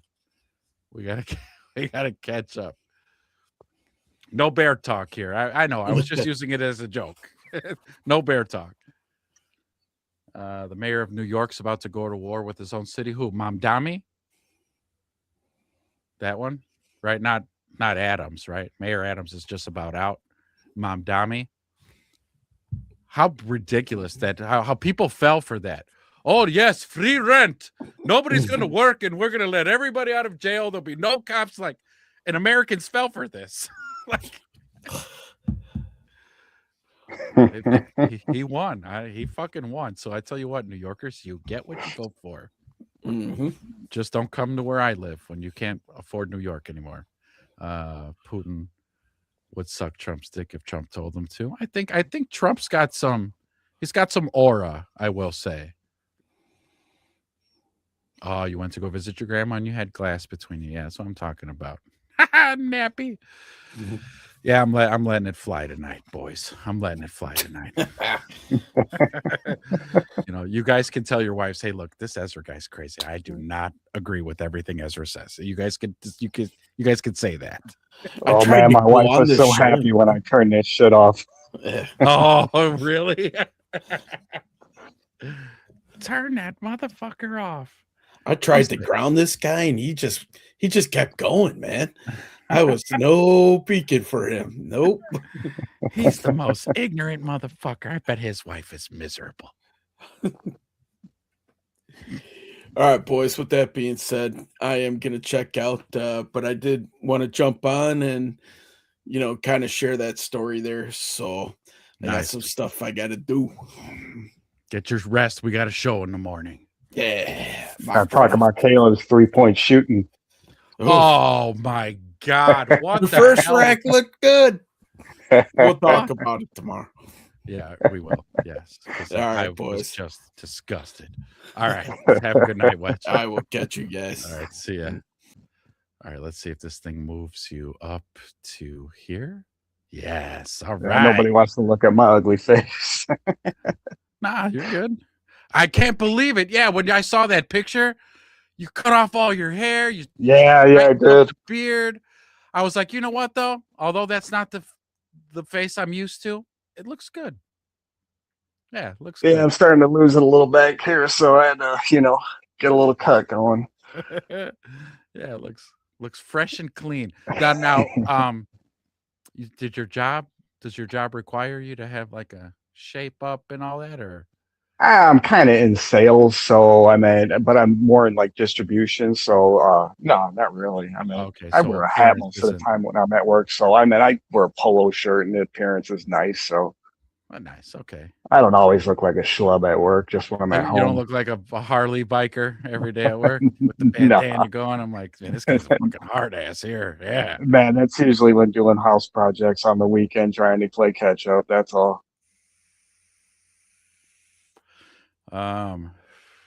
Somebody did a rendition of the Bad Bunny halftime show. Have you seen this? Mm-hmm. I had to watch it the first time.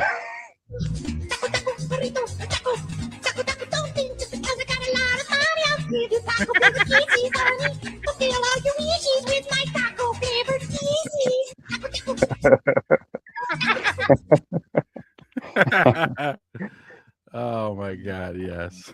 When I saw that, I was like, oh my God. Twitter's awesome, okay? cesspool of awesomeness. Okay, here we go. So now it's just you and me. Check this out. I have it pulled up. You tell me where's a good place we could start. Because if there's something that I really enjoy, it's like, Oh God, just click on one of them. It should show you whatever. He'll start ranting and raving. he said he will never attend a football game again after the backlash he got. Good. I think that was like the result we all wanted. If you're talking about, are you talking about Bad Bunny? I know it's do another show again.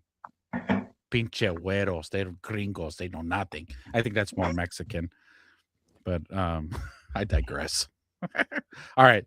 So right here, Peter, Pastor Steven Anderson, Best Moments Part 1. Let's just check them out. I got to check them out. I have to know.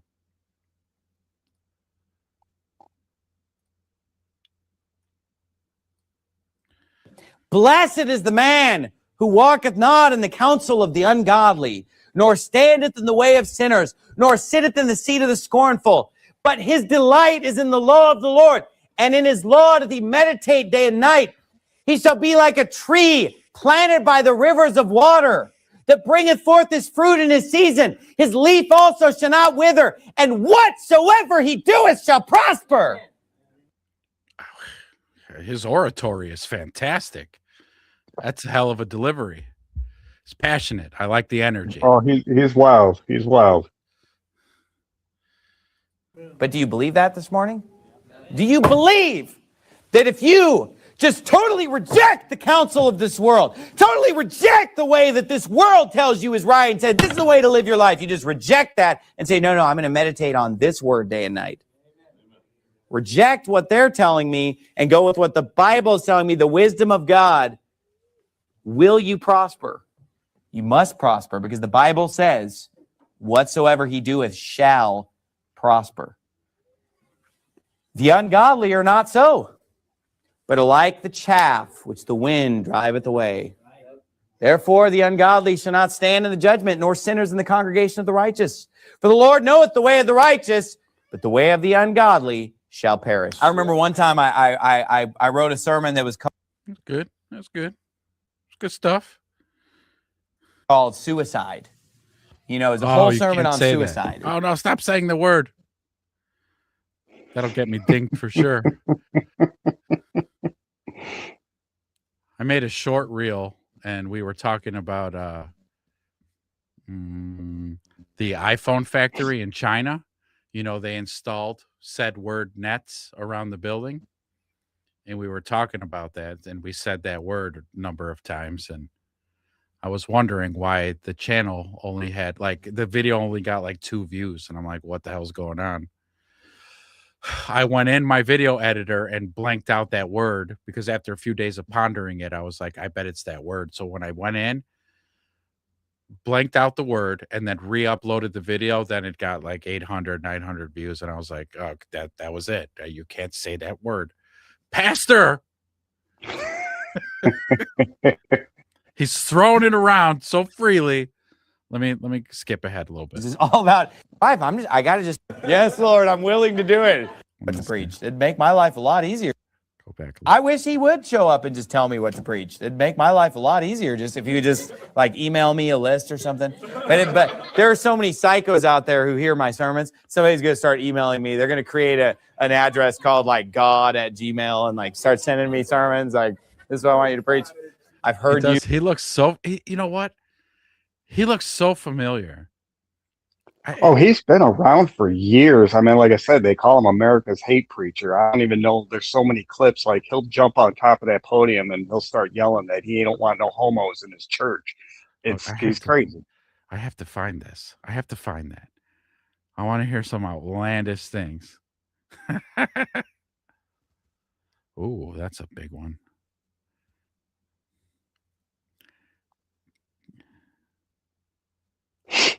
Come on, give me some crazy. Oh, here we go. Here we go. But that's USA Today. They'll kill me. Come on. No no homos will ever be allowed on this church as long as I'm the pastor here. Okay, so yeah, he comes right out of the gates on fire. Oh yeah, yeah, yeah. Not sure that's a biblical term. I don't know if you find that in the Old Testament. No homos in this church. That's good. Yeah, he came out on fire. All right.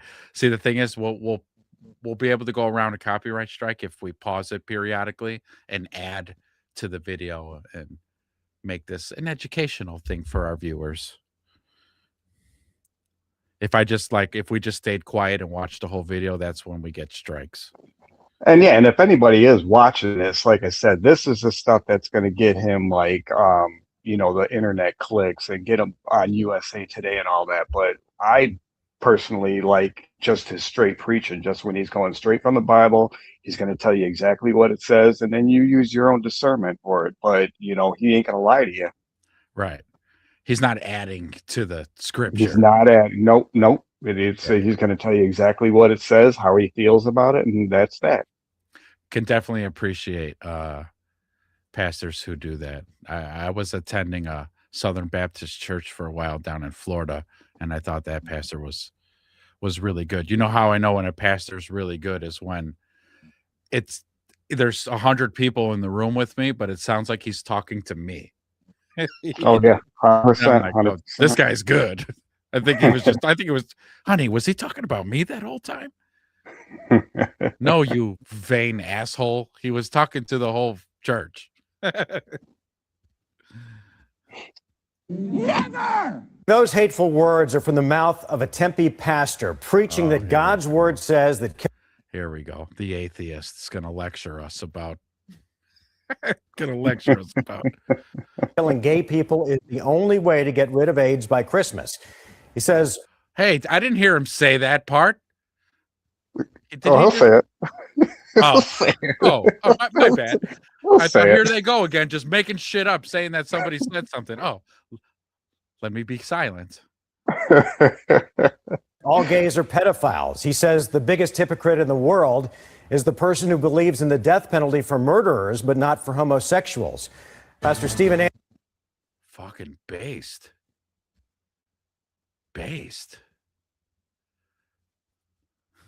What about the trans? I'm sure he's got a lecture on that too. Oh, do you remember Cassidy Campbell, I think his name was? He used to do stuff with he did those things like Alex Stein did, where he would go to the town halls or whatever and act like a complete moron. Yes. Cassidy was like kind of big, and then I seen later on in his show he started getting into Anderson a lot too. Really? Yeah. Like I said, and if you take out the crazy and just take the preaching is good. I'm here for the crazy, baby. I'm here for the crazy's fun too, though. Anderson has agreed to join us tonight for an exclusive one-on-one interview, Pastor. They have him on as a guest? Oh, yeah. Oh, this is great. Anderson, thanks for coming in. Thanks for having me on. Have you always hated gay? He opens up with that. Have you always hated the gays? Is that right? Yeah. Oh. Yeah. Come on, Steven. Don't let me down, Steve. Always hated gay people? Is it something your father taught you, or is it something that you came to on your own? What an asshole question is that? So this atheist has no idea what's in the Bible. God destroyed 2 major cities over it. Maybe I got it from there, asshole. Maybe I got it from there. What a dick. But what was that? Was this an NBC affiliate? Yeah, he's been on NBC. He's been on USA Today. He's been on Fox News, CNN. He's been on it all. No, I haven't always. I grew up in a Christian home, but it wasn't until I read the Bible cover to cover at age 17 that I discovered the truth of what the Bible really says, because a lot of passages don't ever get preached from the pulpit because they're simply not popular. I have to be honest, when I heard your sermon, it sounded like the rantings of someone who was either a hate monger or a religious zealot. And I'm wondering. Oh, so No middle ground, though. I found no middle ground with you. You're either a monster or you're Satan. I just, that's what I gathered. This guy's a dick. Look at Steve's face. He cares. He gives no fucks. There's this face of like, your words don't bother me like at all. Wondering, which are you? Well, I'm a religious zealot, and I love the Bible. I love God's word. I believe that the law of the Lord is perfect. And Leviticus 20:13 clearly says, if a man also lie with mankind as he lieth with the woman, both of them have committed an abomination, they shall surely be put to death. Their blood shall be upon them. And there it is. Checkmate, baby. Checkmate. There it is. From God's mouth to his people. Like, so let me ask you, where did you make this up at? Did you just make this up on your own? Or were you in a drunken stupor one night and just went on a homosexual hate rant? Like, no, actually, like, again, really calm. No, actually, I actually just read the Bible and read what God had said. So, yeah. Here, let me read it right out of Leviticus for you in case you're confused, because you actually sound really confused about this whole notion. Again, God destroyed 2 major cities over it. So I'd say that's kind of a thing. As a Christian, I believe the Bible, and that's where I get my belief. Doesn't the 10 Commandment, isn't the first commandment, thou shalt not kill? No, the first commandment. What? So this guy is a fucking retard. That's, I don't even think, no, the first commandment's like, I'm your Lord God. There's no other God before him. Like, I am the Most High. That's it. I hope, come on, give it to him, Steve. Look at me. Is thou shalt have no other gods before me. Okay. But of course, is thou shalt not kill Yeah, that's way down, buddy. That's like 7, 6, 7, or 8. Like, that's way down the list. This guy's a dick. Always a say. Please respond to me as they and us. I prefer Z. Oh, God. Adam and Eve, not Adam and Steve. Well, there's like a whole thing to it, right? So at that time in the Bible, we'll talk a little historically, like chronological here. At that time, mankind's kind of fledgling, trying to figure out the ropes to this whole kooky game called life.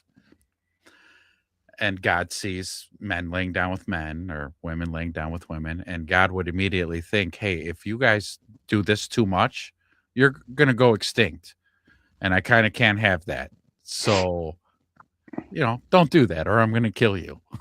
Or you can go on Romans 1. Romans 1 basically will tell you that people that would do that, they basically think unnaturally because God has turned their backs on them and basically called them a reprobate. So there is a reason for their action, and it's because God has pretty much given up on them and said, "No, you're done. We're done with you." Wow. Which is why, like somebody like maybe me or you, we couldn't see things like that as an unnatural. I'm not going to look at another dude and go, Yeah. Hey, that's really he's the bee's knees. No. Yeah. So like it's like a subconscious thing that takes over because God was like, I'm done with you. It's basically, somebody who would reject Christ in their heart and God's going to turn his back on them and say, nope, you're done. You're a reprobate. It's all in Romans 1. All right, let's get back to our boy. This guy's good. One of the commandments? Yes, it is. But what you have to understand is that the Bible commands that certain people be put to death, not by me, not by Christians. It's obviously not my job or the job of any Christian to go out and kill anybody, and I've never taught anything like that. But rather that the government's job is to punish criminals and to execute those who've committed capital crimes. And according to the Bible, homosexuality is a capital crime, and I didn't write the Bible. What if I... Yeah, but see, the country kind of has people who actually control the country, and they want that kind of behavior, so they encourage it and enforce it. And I hate to go down this. Have you ever seen the guy? He's like really buff, and he's got a mohawk and a nice big burly beard. Really smart dude, but he is really like he really rails after Israel a lot because he'll say like all of that LGBTQ plus A whatever, and a lot of that stuff is like funded by them, like all that messaging that's being forced on us. Oh Which yeah, would yeah. make which would make sense, right? Because there's like this, what's the term? It's eluding me right now. So like big businesses have to follow. I want to say ESRB, but that's the video game rating system. These companies need to follow a certain guideline. For instance, Bud Light putting the transgender on a beer can. Like they had to do that. They were just like the company's like, dude, we're going to lose billions of dollars here. And they're like, yeah, sorry, but it's your turn. You have to do I think that's in that like part of like the Hollywood script too. Like you can't like if you're like trying to make a movie, you have to have so much inclusivity. You have to have Right. like a homosexual character. You have to have a gay character, black character. You know, whatever. Right. You know, so yeah. I mean, so obviously everything they put out, and we're like, oh, why did they change that actor? Well, they had to, otherwise it ain't getting made. Right. Because again, it's like it's like a big club or a big fraternity, and again, when you have to do this. Disney movies, do you have to have a gay lesbian couple kiss in a kids movie? Do you have to have that? Right. Right. You know, and Disney's like, yes, we do, because you see, if we don't, these guys behind me here, these guys, so we're gonna have to do it. Like we're gonna lose billions and billions of dollars, but we're gonna destroy Star Wars and your children and everything that you loved. It's over. Like it's such a huge like collapse, and they're doing it on purpose. Oh, thanks, Chris. Yeah, I'm on one tonight. I've been waiting to just let off. I'm telling you, I don't have no guardrails tonight. I usually have my co-host is Jonathan, my cousin, and he usually like reels me in before, but that's it. Tonight I'm fucking haywire. That's it. I'm No trying my guardrails. best here. I'm trying. I'm a wild stallion, Mike. There's no holding it down. That's it. I grew up in Christian private schools my whole life, and I would be lost without God in my life. That's excellent. I went to 100%. Catholic school my whole life as well. But it was Catholic school, so I don't want to say I've ventured away from God. It's more of a private thing now. Me and God have a private thing. I don't go to a building. I'm not a huge Bible thumper anymore. I don't push it. I have a close relationship with God.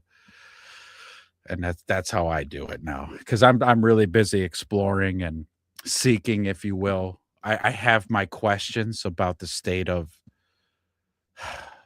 the Bible, just because to the victors go the spoils type of deal. I think maybe where so many civilizations have conquered and moved.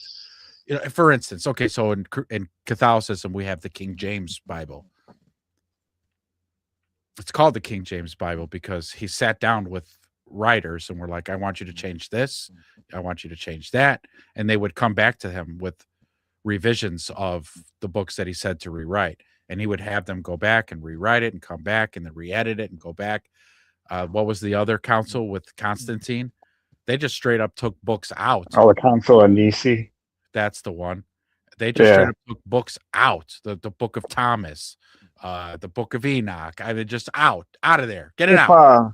I even with Anderson, like I say, like you were watching a rant video, but yeah, he's got videos which basically talks about like, because they're King James only, and I myself am King James only. I won't read another Bible. I actually highlight in my Bible where other Bibles take out scripture. Book of Enoch, I don't really consider that's more science fiction to me. That's a goofy one. It's very like that like talks about like giants and all kinds of weird stuff. But yeah, I mean, as far as Anderson though, you want to know about like the Bible history and all that stuff, he's got videos on it. I mean, they're excellent documentaries, so I mean they're worth a look, and you can make up your mind for yourself after watching it. Yeah, well, my seeking is never ending. So yeah, my search for whatever answers I think it is I'm looking for is never ending. So absolutely. And those type of things are invited just for Chris, Big Mike. You have, you know, you have my email, but you also have, you can always DM me stuff. If you ever find stuff interesting and be like, hey, I think Ezra would probably be interested in this, which is probably most things. Don't send me anything about flat Earth, and don't send me anything about, because those are two. You don't want to live on the flat Earth? I've already canceled that out. There's no way we're on a flat Earth. There's no fucking way. Like, and I'm open-minded to so many things, but I've tried, and I really tried, Big Mike. I tried. I listened to all the experts. It's wild. It's wild. The flat Earth stuff, yeah. Oh yeah. Flat Earth's pretty wild stuff. I don't really I don't go on the flat Earth thing, but I don't think I don't believe in aliens. You know. Ooh, okay. Why? Well, God put us here on Earth. He put us here on Earth, and you know, when you get through the book and you get to the end times, we're not getting invaded by aliens. I feel like this is our realm. He created this realm. It's for us. You know, we talk about, you got Earth, you got heaven, and then you got the heaven above. You know, so where are we going with a rocket ship? You ain't going to heaven. So that's why I said I feel like this realm is basically ours. And, you know, when it's all said and done, you know, we will inherit the earth. That's going to be our paradise. We're not going anywhere. We're coming back here. It's just, this will be paradise. So heaven's going to be on earth. Yeah, heaven will be on earth, and it's a paradise. So why would we have like little green men and all this weird stuff coming? I mean, that's just a distraction to take you away from God's creation, which is us. Okay. I can dig it. I just, you don't think for like, because the space is supposed to go on infinite. There's no other solar system out there that maybe had a chance at life. And no. I feel like it's all part of heaven. I mean, you talk about like the 7 stars, isn't there like the 7 planets? You know, there's your 7 stars, and it talks about, you know, some of those are what imprisoned fallen angels and whatnot. So nowhere in the book does it talk about like aliens and other creatures. So why believe it? We're never going to see it. Well, but some of the visits from angels came from the sky down, chariots of fire. Oh yeah. And that's kind of like when weren't you guys talking last week? Like you talk, like there's still some of those tribes, like in Africa, that have never seen like regular civilization. So when they see like a helicopter or something, you know, how are they going to describe it? I'm sure basically if angels came down back in the day, you know, how would they have described it? Yeah, right. The only vehicles they knew of were chariots. Mm-hmm. And when they see fire, they're chariots. Well, like in Egypt too, they called them. Nor was this India sky boats, because all they knew were boats. Mm-hmm. But if things they saw in the air they couldn't explain, or for us it'd be like it was a flying car. I don't know what it was. So then, how about UFOs? Do you think there are UFOs, and not from aliens? Because again, if you don't believe in aliens, but that technology maybe our government has, they got some anti-gravity propulsion, or I'm sure there's some. Yeah, I couldn't even imagine what kind of technology that they have. I mean, it seems like, you know, anything UFO would have been like something that's going to put us under a surveillance state. You know, how they're always watching and gathering information on us. Always. I mean, that's the name of the game. That's what makes money go around. It's information, and we're the information. So always watching Wazowski. They're definitely, their end game is to have total control over humanity. Oh yeah, total control, and not aliens, but the Rothschilds and those people. Which they say, I mean, again though, but they're all very Luciferian. But like the Rothschilds, Alex has talked about this as well. These guys have written books claiming like they're descendants from star people, so they have dominion over the earth. And it's like, yeah, I don't think so, pal. We outnumber you guys. You know, Bug's Life was a very good movie. If you've ever seen Bug's Life, okay, and speeding up grasshoppers. Yeah, them setting the grasshoppers straight. Ants don't need grasshoppers. It's you who need us. And that's it. That's like, that was my rant. I think, I don't know if it was last week or the week before, but I was on one at the beginning of that show. But like I said, my co-host was like, all right, let's settle down. Because I was like, let's just stop playing the game. We'll just stop playing, just stop participating, just stop. Or just stop. What are they going to do? Again, you're going to evict 330 million Americans from their homes all at once? I don't think so. What, are you going to throw us all in jail because all of us stop paying our taxes? I doubt it. You haven't built that many prisons. You built a lot, but you didn't build that many. And then what are our taxes going for anyway? So you could run off to some pedophile island? That's what you're doing with our tax money? See, now I'm getting all pissed off again. That shit was really eating me up all week. It's all I kept thinking about. Like, I'm just like disgusted, number one, by the stuff that we're hearing.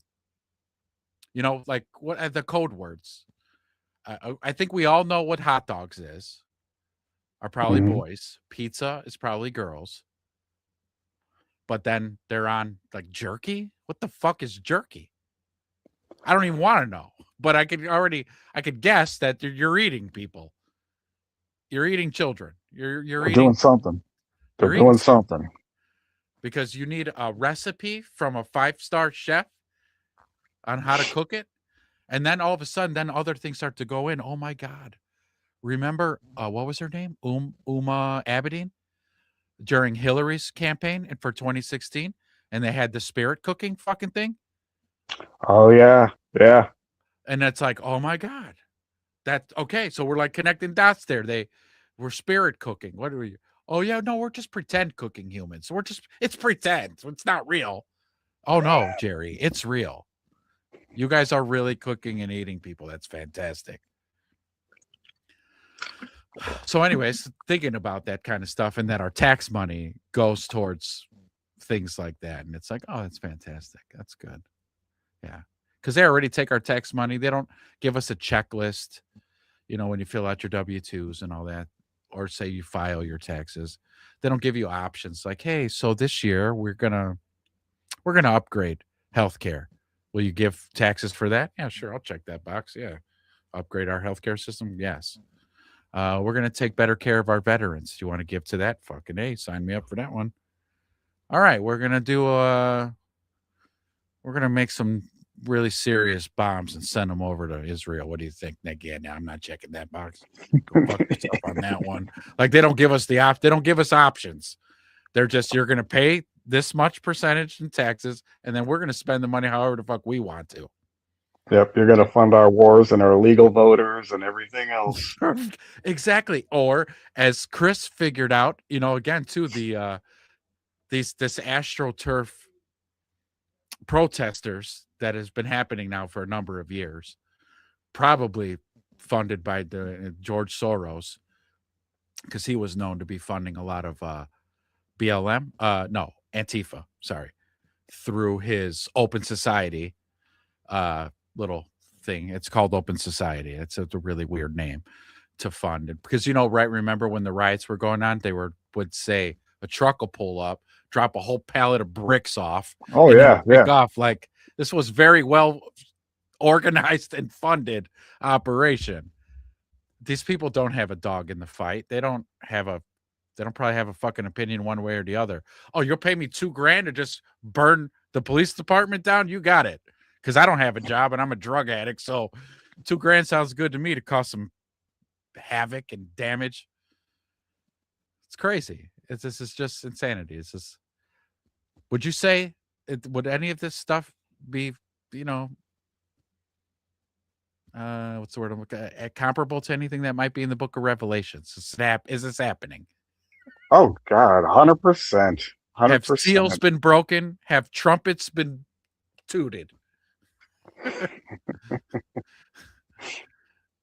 has to be, right? Has to be. Yeah, it's crazy. I can't even tell you the last time I turned on my TV to watch the news or even a movie or a show. I'm at 90% of the time, if I'm not farting around on Twitter or Bears Talk, I'm reading a book.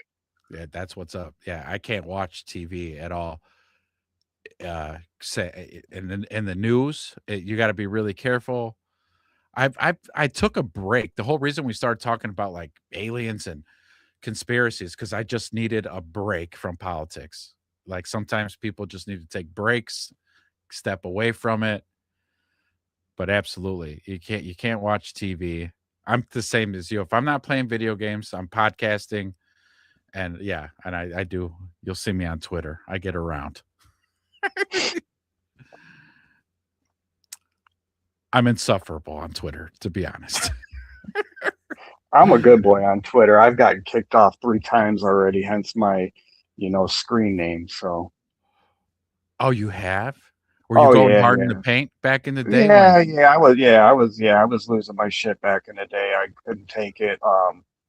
And got nuked several times, and now I go on there and I really don't, if I see somebody who I think I ain't gonna get along with, I just block it. I don't have time for this shit. Sure.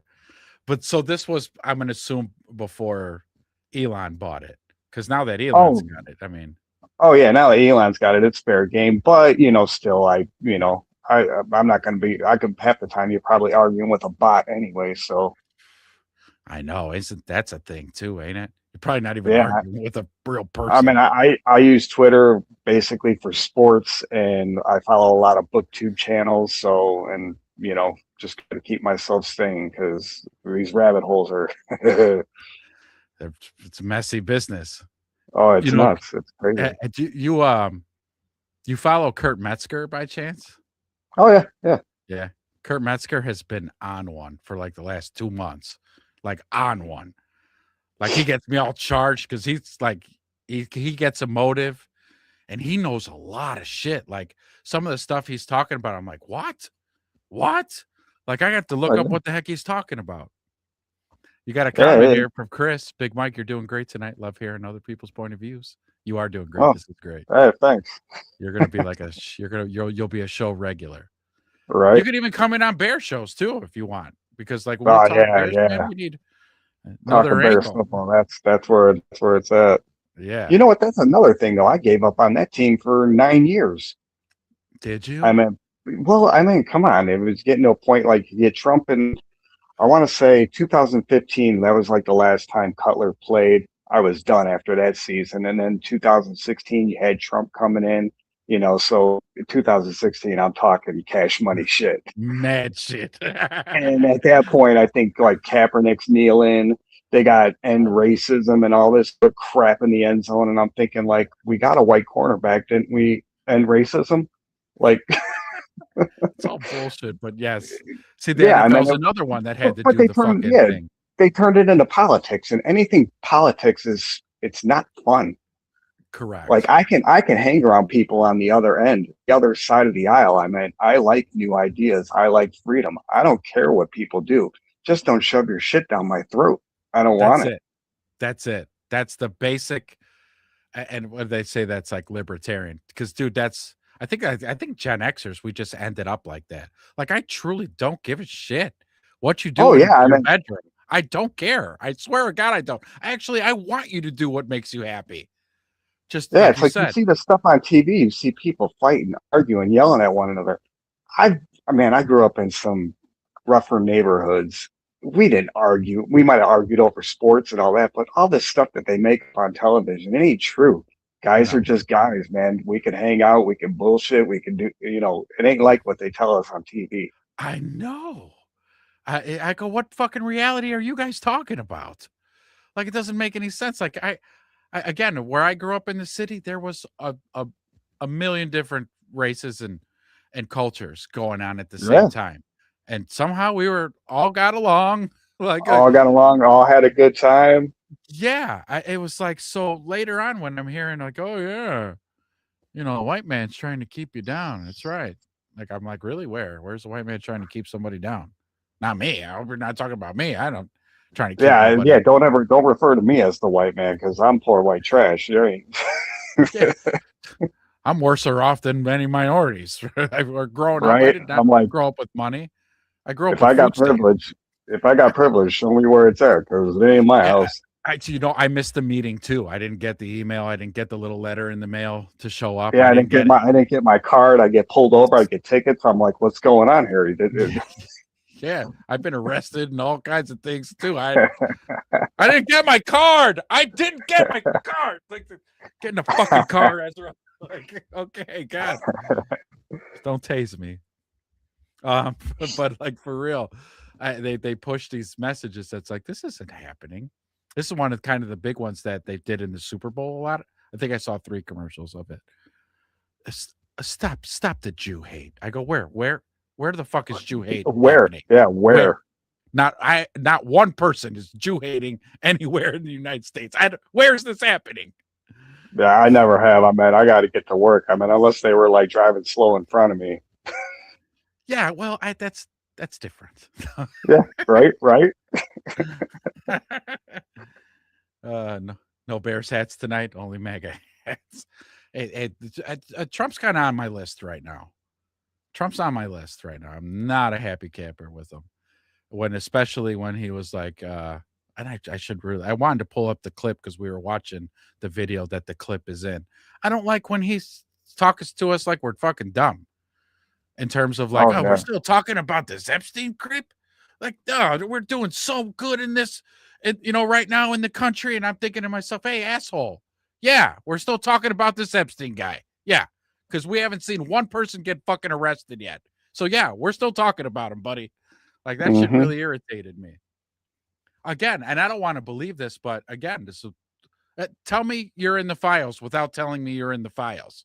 Please. Oh, he's in the files. He's in the fucking files. I know, because he keeps, and he doubled down. So when the first time he said that was like months ago, and then he doubled down and just recently said it again.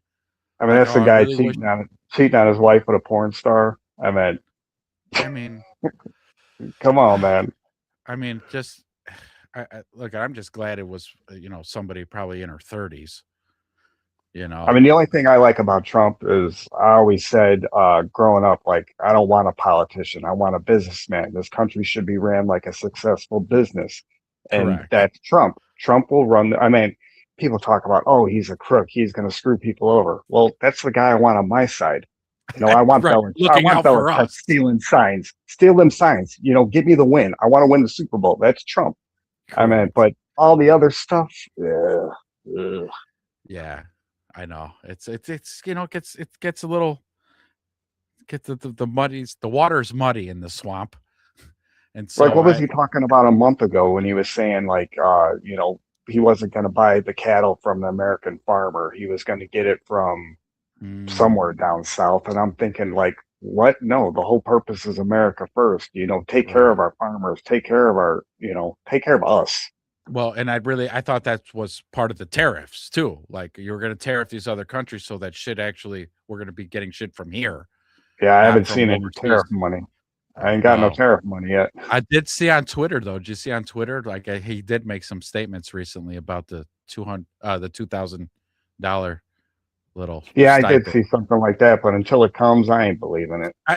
No, of course not. Yeah, until that shit hits my bank, I don't believe it. But it's what he's saying. Let's see. What Chris? I'm from Oklahoma, and lots of racists. Then I moved here, and was none compared to there. So Oklahoma, huh? Oklahoma still in a time period still. My wife's from Oklahoma. Love her to death.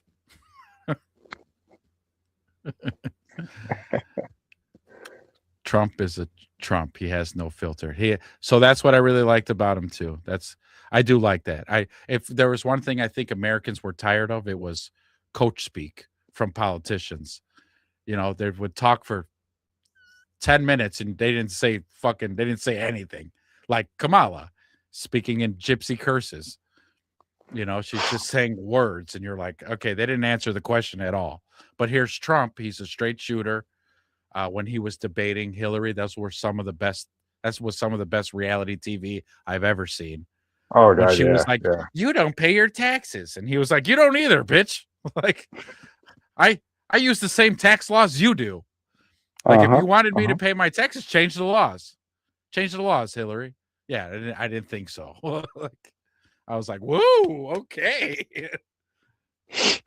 Call her ass out. Yeah, I wonder where did 2016 Trump go? Because that guy he was pretty he was on fire. He was on fire that I first mean, term. what did when what didn't he take over Jeb Bush's www.jebbush.com? I think Yeah. he took over that domain. That's So crazy. I meant the Yeah. stuff that he did. Or Ted Cruz was giving a speech, and the next thing you know, you see the big Trump plane flying in the background. I mean, the guy was the ultimate troll. He was, dude. Like when you talk about just a presidential candidate being so good at trolling, like he was Yeah. the best. Like Yeah, he I was don't know if it was awesome. one of his sons telling him, or or if he just kind of thinks this way. But yeah, he'll say shit knowing exactly how the left would react, and they fell for it every fucking time, and it was glorious. Like, Yeah, like he had that press conference that one day, and he said he was going to have like some big announcement, and then he spent the whole time like thanking all the service members and all that stuff, and totally set the media up. I mean, it's like this guy's great. oh wait, what? What? I did my taxes. I didn't get no 2,000. Nobody mentioned nothing to me about no dividends on my taxes. You did, Chris? Yeah, I make under 100K. I didn't get nothing. I'm gonna have to. Do I have to fact check this? I have to look this up. Yeah, I just turned mine in today. They didn't say anything about that. Let me see. What would that be called? Would that be called tariff dividends? Maybe.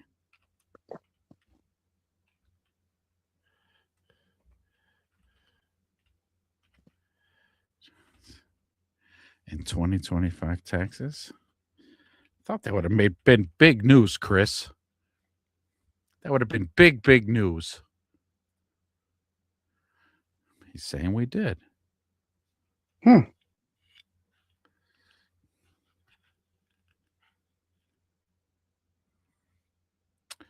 got a whole breakdown here. This is going to be some legal mumbo jumbo.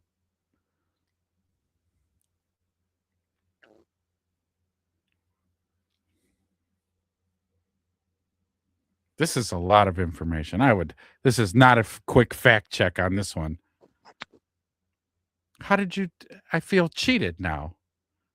So I'm not going to get it because I didn't.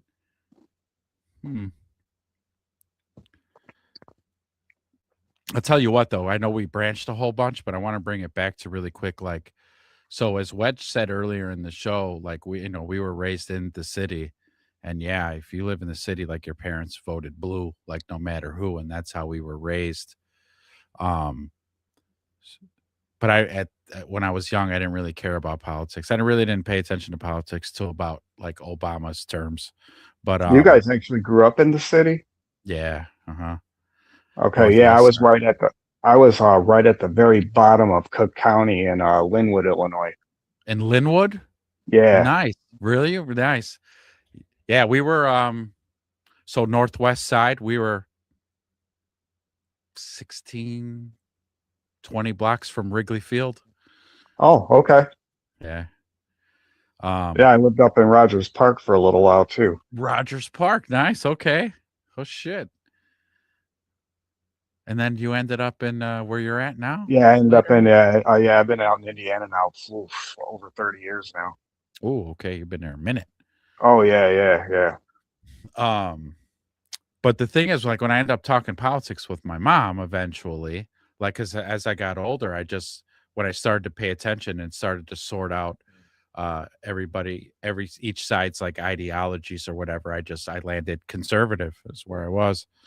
And so to my mom's chagrin, because she was really fucking pissed about it, she's telling me as she's arguing, you like Trump? I'm like, yeah, he's doing good and blah, blah, blah. He fucking runs the country like it's a business. And I'm like, Mom, the country is a business. It is a business, It's a giant fucking business. So yeah, he's doing a good job running it because he's a businessman. Like are you you're gonna sit here and argue with me with gas that's under $2? You're really gonna argue with me on that? Like the GDP growth was fucking insane. Like the numbers they were doing for GDP growth, it was totally insane. And then when that happens, you get low interest rates from the fucking Fed. And then with those low interest rates, everybody was buying houses. People were buying shit. Like people were putting their money into this economy because people were making money. And yeah, like, me and my wife were doing fantastic the first time around. This time, Yeah. I'm not seeing anything. I don't see any difference between him and Biden right now. I haven't seen a lick of No. difference. There's none, dude. There's not. Gas maybe went down at 25 cents where I live. Yeah, it fluctuates. But you're right. But it fucking fluctuates still. But it always And I'm goes like, back up to that $3 mark, and I'm like, ugh. Yeah. And I'm like, this isn't it. This isn't it. What does he say right here? I can show you an email. We won't see it with the taxes either. It's later on. But okay, yeah, you can email it to me. That'll work. It'll come separately. So was the latest? Is like we're gonna get it. So yeah, technically speaking, we grew up in Jefferson Park. Oh, okay. Are you a Cubs fan? You know what? Baseball was never my thing. So what ends up happening is because baseball was never really my big sport, I rooted for every Chicago team. So Sox, Cubs, Blackhawks, Bulls, Bears. That's it. And then the semi-pro hockey team, the Wolves. The Wolves, yeah. Over at the horizon. Yes, at the old Rosemont.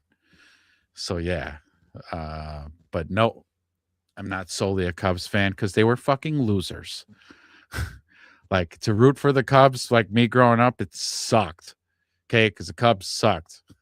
Even when we had good teams too. Ryan Sandberg, Jody Davis, like we had good teams. Who was the pitcher? Yeah, who was really good? people in Chicago don't, or if you're not from Chicago, you ain't gonna know our pain. People don't remember like Bartman Ball. Oh, dude, that was a terrible night. That was a terrible night. I hope he's still on the fucking run. Okay. I heard like Florida gave him asylum, but I hope he's still on the run. That poor bastard. Well, what are you thinking? What the Hell, fuck are you thinking? he was listening to the game. He was on a delay. See a ball coming for you. You reach for it. I mean, like you should know if you're sitting right along the baseline and you're one of them front seats, when that ball popped up, get the fuck out of the way. This asshole's trying to catch it. Oh my God, look at me. I'm getting pissed off. It was a terrible night. Oh my God, it was a terrible night. It was awful. So Chris saying gas is cheap where he is, and groceries are really cheap compared to where the fuck do you live? Mexico? Where do you live? Oklahoma? Yeah, Chris is living large. Because he said he's from Oklahoma. Wedge, get the hell out of town. You were at that game? Oh no. Chris is going to defend Bartman. You would defend Bartman. We would all vote for that ball. No, I don't think so. I would disagree with that. There's no way. If you're a huge baseball fanatic and you spent the money to sit there, you're not just going to, oh my God, a ball, let me go for it. There's no way. No way. It's like Like Bears I don't fans know. cheering. You know, it's the Bears fans cheering when they're on offense. It's like, shut up, boys. Shut the fuck up. The boys are at work. Right? The error by the shortstop really doomed that game, though. Yeah. All right. Oh, shit. You're in Wisconsin now? Is it cheap there? I've been thinking about moving to Wisconsin. I really have been. My wife, not so much, but my wheels have been turning. Okay, I'll be right back. All right. Yeah. No problem. I think I could take you down. I'll see you when you get back. I'll see you when you come back. First base side was one of the 40K calling him an asshole.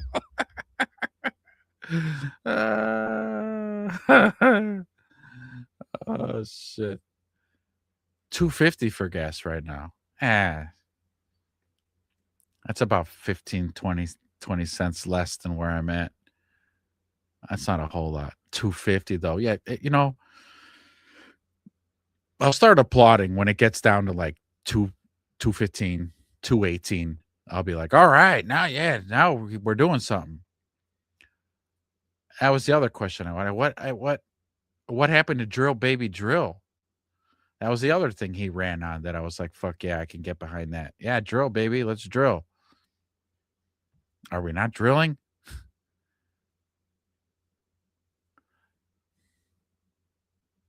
He's back.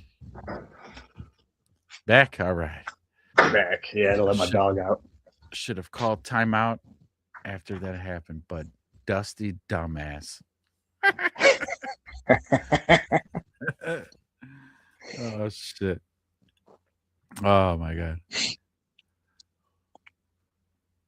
Your dad got gas for 179. Okay, that's doing things. Oh wow. And where's that at? Oklahoma. Whereabouts in Oklahoma? So again, my wife and her folks, they're from Lawton. Any of your folks near Lawton? They're Lawton, Oklahoma. Beautiful out there. Just nothing.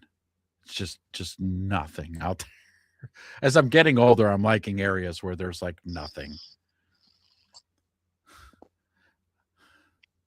I don't want to live near neighbors.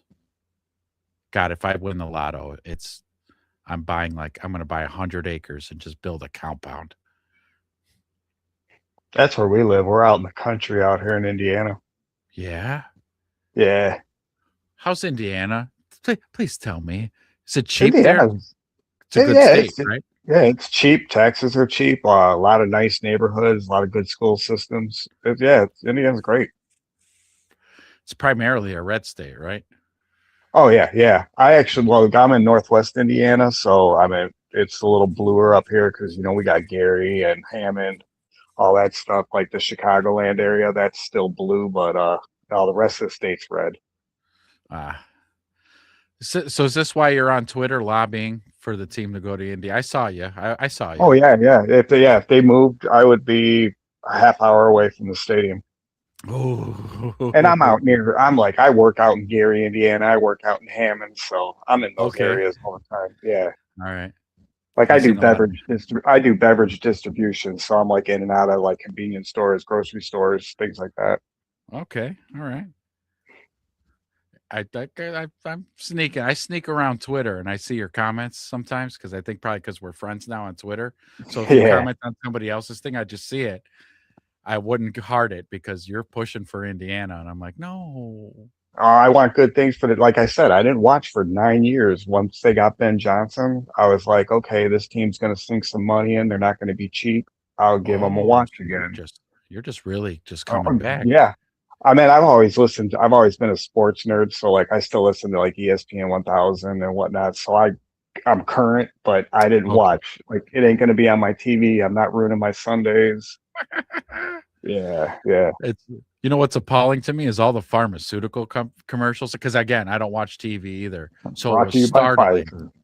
Yeah. Oh my God. Everything's brought to you by Sky Rizzi. This, that, and the third. And like I had forgotten how comical the commercials were because they're like, "Are you suffering from like irritable bowel syndrome?" Like, yeah, sometimes if I eat some spicy shit, sir. And the commercial showing people laughing and having fun at the park and old couples cuddling, and you're like, "Oh, it makes you feel good." Okay, we have to take this pill, for your IBS, and then right at the end, it's like, "But you might go blind in both eyes and bleeding out of your ass, and you're probably going to want to commit suicide more than you already do." And I'm like, you know what? What the fuck? I'll just deal with the stomach ache. Really? Okay. Fuck it. I don't want to kill myself when I'm having a stomach ache. You know what? I'll just deal with that. At no point do these companies go, all right, so how were the clinical trials? Well, we had 200 patients. 80 of them killed themselves. Sounds good to me. Let's take this duffel bag full of money to the FDA and have this stamped, and we'll get it on shelves. Let's go. Like, even the fucking the FDA themselves. We really want to okay your medication, but a lot of people got fucked up during your clinical trials. I know, we know, dude, but that's boys, that's beep. beep, beep. They're backing up the Brinks truck. And I mean, then think they're like, about the rabbit hole on that. It's like, you know, they got a pill for everything. Most doctors will tell you, like, you know, diet, exercise, you're gonna feel good. But nah, you got a pill for this, you got a pill for that, you got a pill for a pill. yeah. And so, and that's funny that you mentioned that, because I was just, so I'm training a guy at work, and the kid's pretty smart, and he brought that up. Like, if you actually go to a good doctor and you're going to this doctor with like, and you're having an ailment, they're not going to try to shove a pill down your throat. They're going to go, start eating less, exercise more, things like that. That's how you're going to fix this issue. Not, hey, we got to fucking, hold on, let me get this, my script, and start writing your fucking scripts. Because, yeah, that shit just makes it worse. But, yeah, a good doctor will tell you, right, eat more healthy stuff and exercise, which is the truth. You know, don't eat so much McDonald's. Don't drink so much soda pop, especially us. We're getting older, and I never thought I'd be this guy. I actually didn't think I'd make it to this age. But now it's like, I got to watch my sugars. Okay, oh, God, what did I get? I got like diverticulitis. I got diagnosed, 2 years ago now? So, yeah, it's terrible. Yeah. It's like I can't drink booze no more. No, nothing. No, huh? I No, have a like, hard as soon time as drinking. Yeah, Go ahead. if I do like whiskey or something like that, like I can have a glass at dinner or something, that's fine. But like if I have beer, I'll have stomach cramps for 2 weeks. Yep. Me too, man. The last time I drank and got drunk, like it took me 48 hours to convalesce. Like I was paying for it for 2 days, and I'm like, God, what the fuck happened to me? That's terrible. I used to get shitty drunk, go Mhm. to bed at 3 in the morning, and have to get up at 6 to go to work, and then do it like it was no big deal. Oh yeah, yeah. And now I'm paying for it.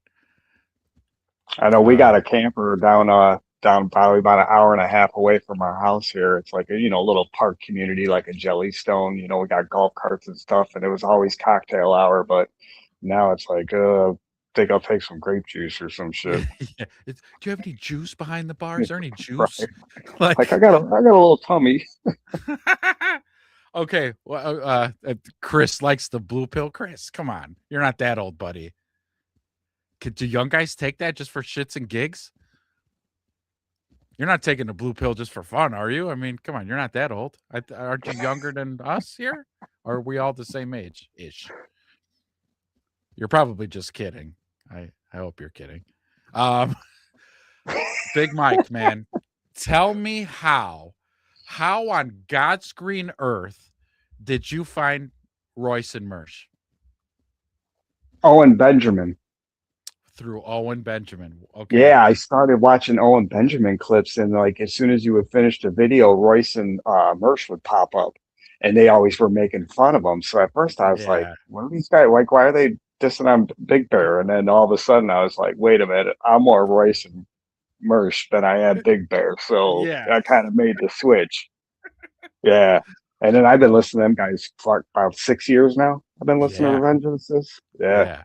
Me too, man. Long time I've been listening to them. That's so fucking crazy.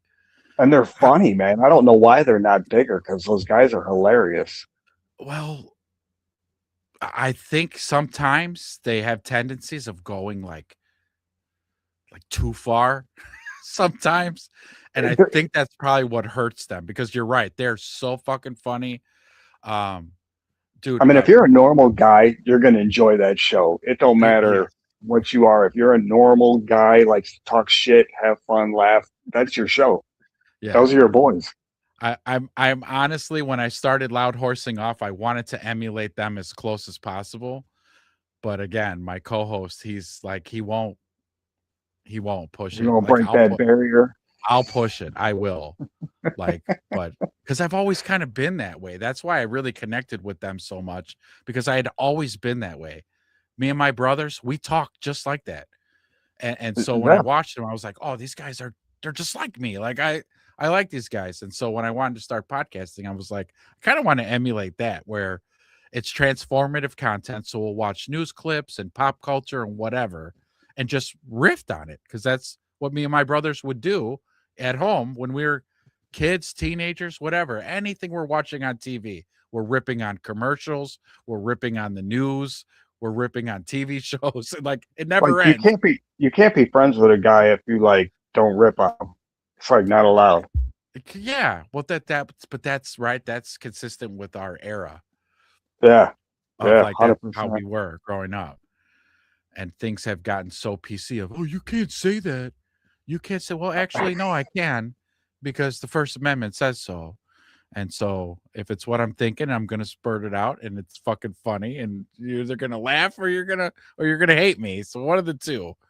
And as long as I think it's funny, I don't really care what you think. Yeah, exactly.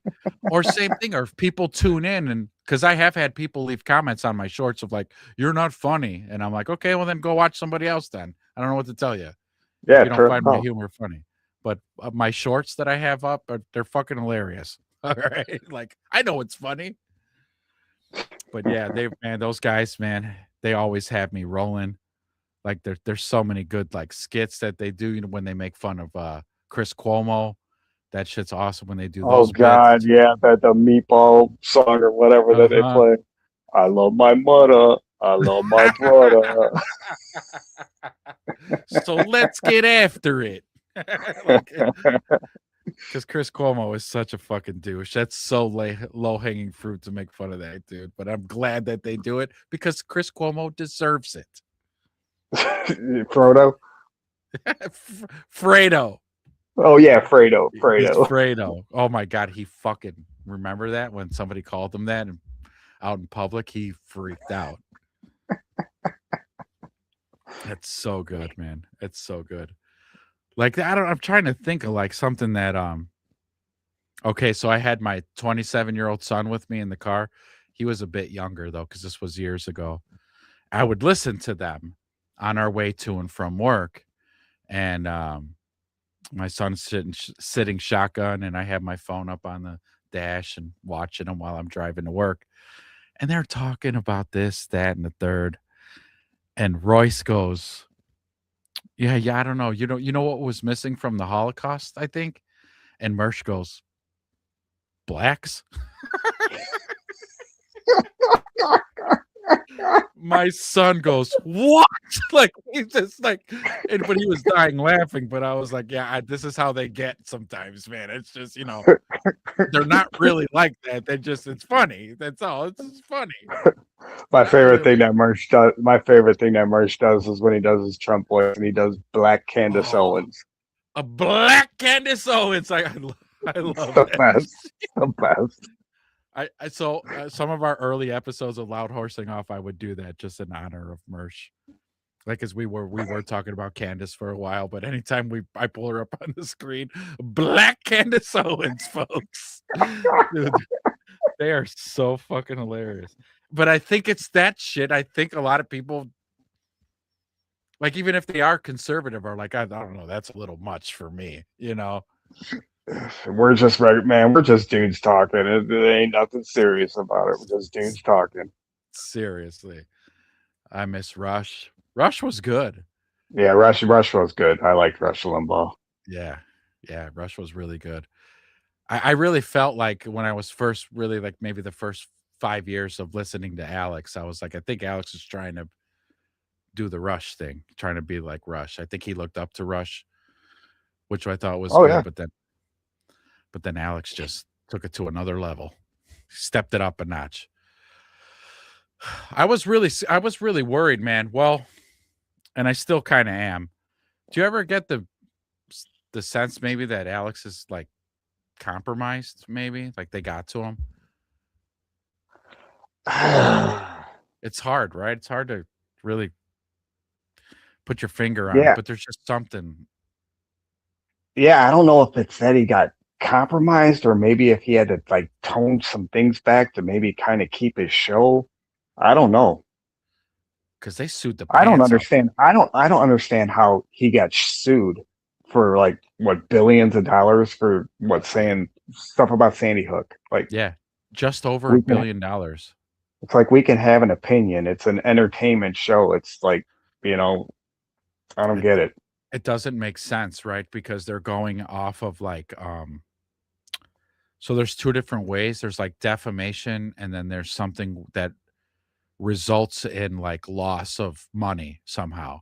And that's the one he got sued on. And I'm like, how the fuck did him saying that Sandy Hook wasn't real affect the parents of the lost children? How did it affect their pay? Him saying that, it makes no sense.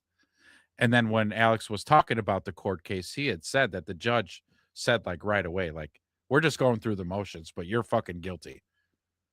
You know, Yeah, so the yeah. He was guilty before the trial even started. Yeah. And so it's like, whoa, so this thing was like a whole antitrust situation because they all, and he was right, all the social medias colluded at the same time. He got fucking nuked off of everything at the same time. Yeah. His YouTube Yeah, was down. I remember that. I remember that day. He was off Facebook, Twitter. He's just gone. Everything. You had to actually go to like Infowars.com if you wanted to hear him. That was it. Mhm. They just couldn't take down his domain or his channel, but he was off every social platform. And it was like, oh yeah, no, they did it all coincidentally at the same time. There's no way. There's no fucking way. And yes, BS is what it was. It's just that like so I listened to David Icke, right? And David Icke's been going at Alex on Twitter for the last few months too. Just because like there's this whole thing of Trump kind of going, hey, can we stop talking about Epstein? And a lot of his base doesn't like that. Like, no, we're not just going to let the Epstein thing go. So no, we're not going to stop talking about it.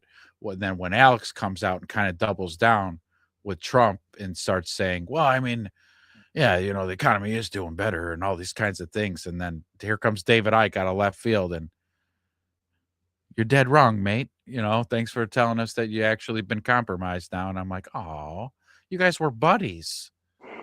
You guys were fucking buddies with the interdimensional beings and shit. Now you're attacking Alex, and then Alex is, you know, firing back at him.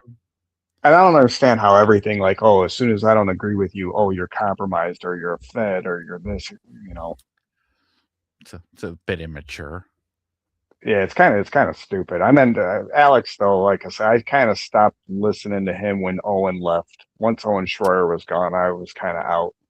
Yeah, Alex kind of made an ass out of himself during that whole thing. Yeah, well, it wasn't a good look. Yeah, I mean, even Royce and Mersch, you know, they're like, buddy, what are you doing? Come on. Right. Yeah. You son of a bitch. You want to like, he was going off on him. And I'm like, dude, just let the dude quit. He's worked for you for 15 years. Let him go. Right. He needs to go fly, Birdie, fly. Like he did with Paul Joseph Watson. Oh, yeah. He worked for Alex forever. Now he's doing his own thing. His YouTube channel's doing great. Paul Joseph Watson. But that's a name I haven't heard in quite some time. Yeah, I haven't seen him in years. I think if I turn on, I think the only constant thing that pops up on my YouTube for some reason is Mark Dice. He's never gotten off my algorithm. So he's all in my algorithm too, because he'll say in all of his videos, make sure to like and subscribe and hit the bell and all this and that, because they're shadow banning my channel. And I'm like, bitch, you do 2 videos a day and I get them both every day. Yeah. Yeah, he's like consistent. He's always been there. Like, so I wonder, like, hey, Mark, are you compromised, Mark? Right? Like, I buy your books. I'm like, yeah, Mark's a good dude, though. Yeah, I like Mark a lot. I like him a lot. Especially like before he was doing a lot of those, he's like walking on, I don't know if he's in San Diego or what, but he'll ask people just like the dumbest questions and they don't know the answers. Oh, yeah, he was one of the first ones to do Man on the Street. Yeah. Yeah. Oh, Chris, you haven't seen Mark Dyson forever or Paul Joseph Watson? Paul Joseph Watson. I don't think he does videos too regularly, but when he does, they're pretty powerful shits. Look at London England's got a lot of shit going on right now. They got a lot of shit going on over there with the Muslims. That's crazy. That's another topic. Boy, oh boy. That's another thing George Soros is doing. Again, the Open Society is funding the Zodiac boats that brings them in to Greece, to Italy, and then they just disperse everywhere. Now they're everywhere, you know, graping everybody. Everywhere they go, they're just graping people. They don't assimilate too well. No, not too much. No. I mean, I'm trying to think, like, is the mayor of New York gonna, is he gonna call to read the Quran come June next year? You know? Yes, actually, didn't they already do a big prayer in the streets in New York? Yeah. Already? Well, he did it for he did it basically talking about ICE raids and stuff like that. I'm like, okay, well, start preaching what the Quran preaches come June time when you have all the parades going on in your city. Yeah, well, I'm going to see how that goes. Yeah. When what month is their month? June or something? June, yeah, June. Yeah, we'll see. We'll see if those parades are allowed in New York City or how that goes. Like that's another one of the dude. There's so many like psyops that are happening. So again, right, the hypocrisy of my body, my choice, but you better get that fucking jab. Okay, well, that doesn't make sense. Like, what happened to my body, my choice? You're a fucking murderer. Get the fucking jab. Okay, so just only when it's convenient for you, your body, your choice. Got it. I follow. Right. But then you have like, the gays that are standing in solidarity with the Muslims, gays for Muslims. And I go, they throw you guys off of buildings over there, right? They literally toss you over buildings. Mm-hmm. But you're in solidarity with them. Boy, they will love that. Like moths to the flame. That's like I said, I don't understand how people say, hateful things about Christians. It's like, we don't do nothing. I ain't hurting nobody. If I don't like your channel, I'm not reporting it. I'm just going to turn it off. Yeah. Click away. Go, I like people who are cool with me. If you're cool with me, I'm cool with you. If you're an asshole, then you're an asshole. Right. And then we don't hang out. We don't talk. Yeah. It's simple. Goes. Like I ain't losing sleep over it. Oh no. What's this? Did you guys see the free grocery store line? No.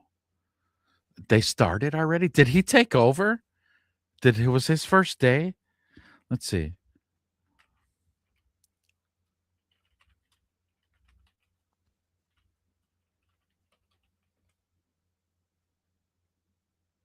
Yeah, okay. So he was sworn in January 1st. So he is the official mayor. Okay. Yeah. How are you guys? I don't take nothing for free. Nah. You know what I mean? Like, if somebody offered, like, no, you're like, oh, I'll get this for you. No, man, I got money. I got a job. Like, I don't do handouts. Right. Yeah. Yeah. I don't do too well with that kind of stuff. It's kind of funny because like what I do for work is I go into customers' houses. I see about 8 customers a day. And I am littered. I have tattoos like all over. In my 20s, I was a tattoo artist for about 12 years. So Okay. I'm just covered in tattoos. But now I'm in service and I go in customers' homes. And sometimes I think the tattoos could put some people off. So I will literally like see like grannies take their purse and move it. And if I'm, and I'm like, lady, whatever you have in your house, I could fucking buy 50 of, okay? Like I don't need to steal to have things.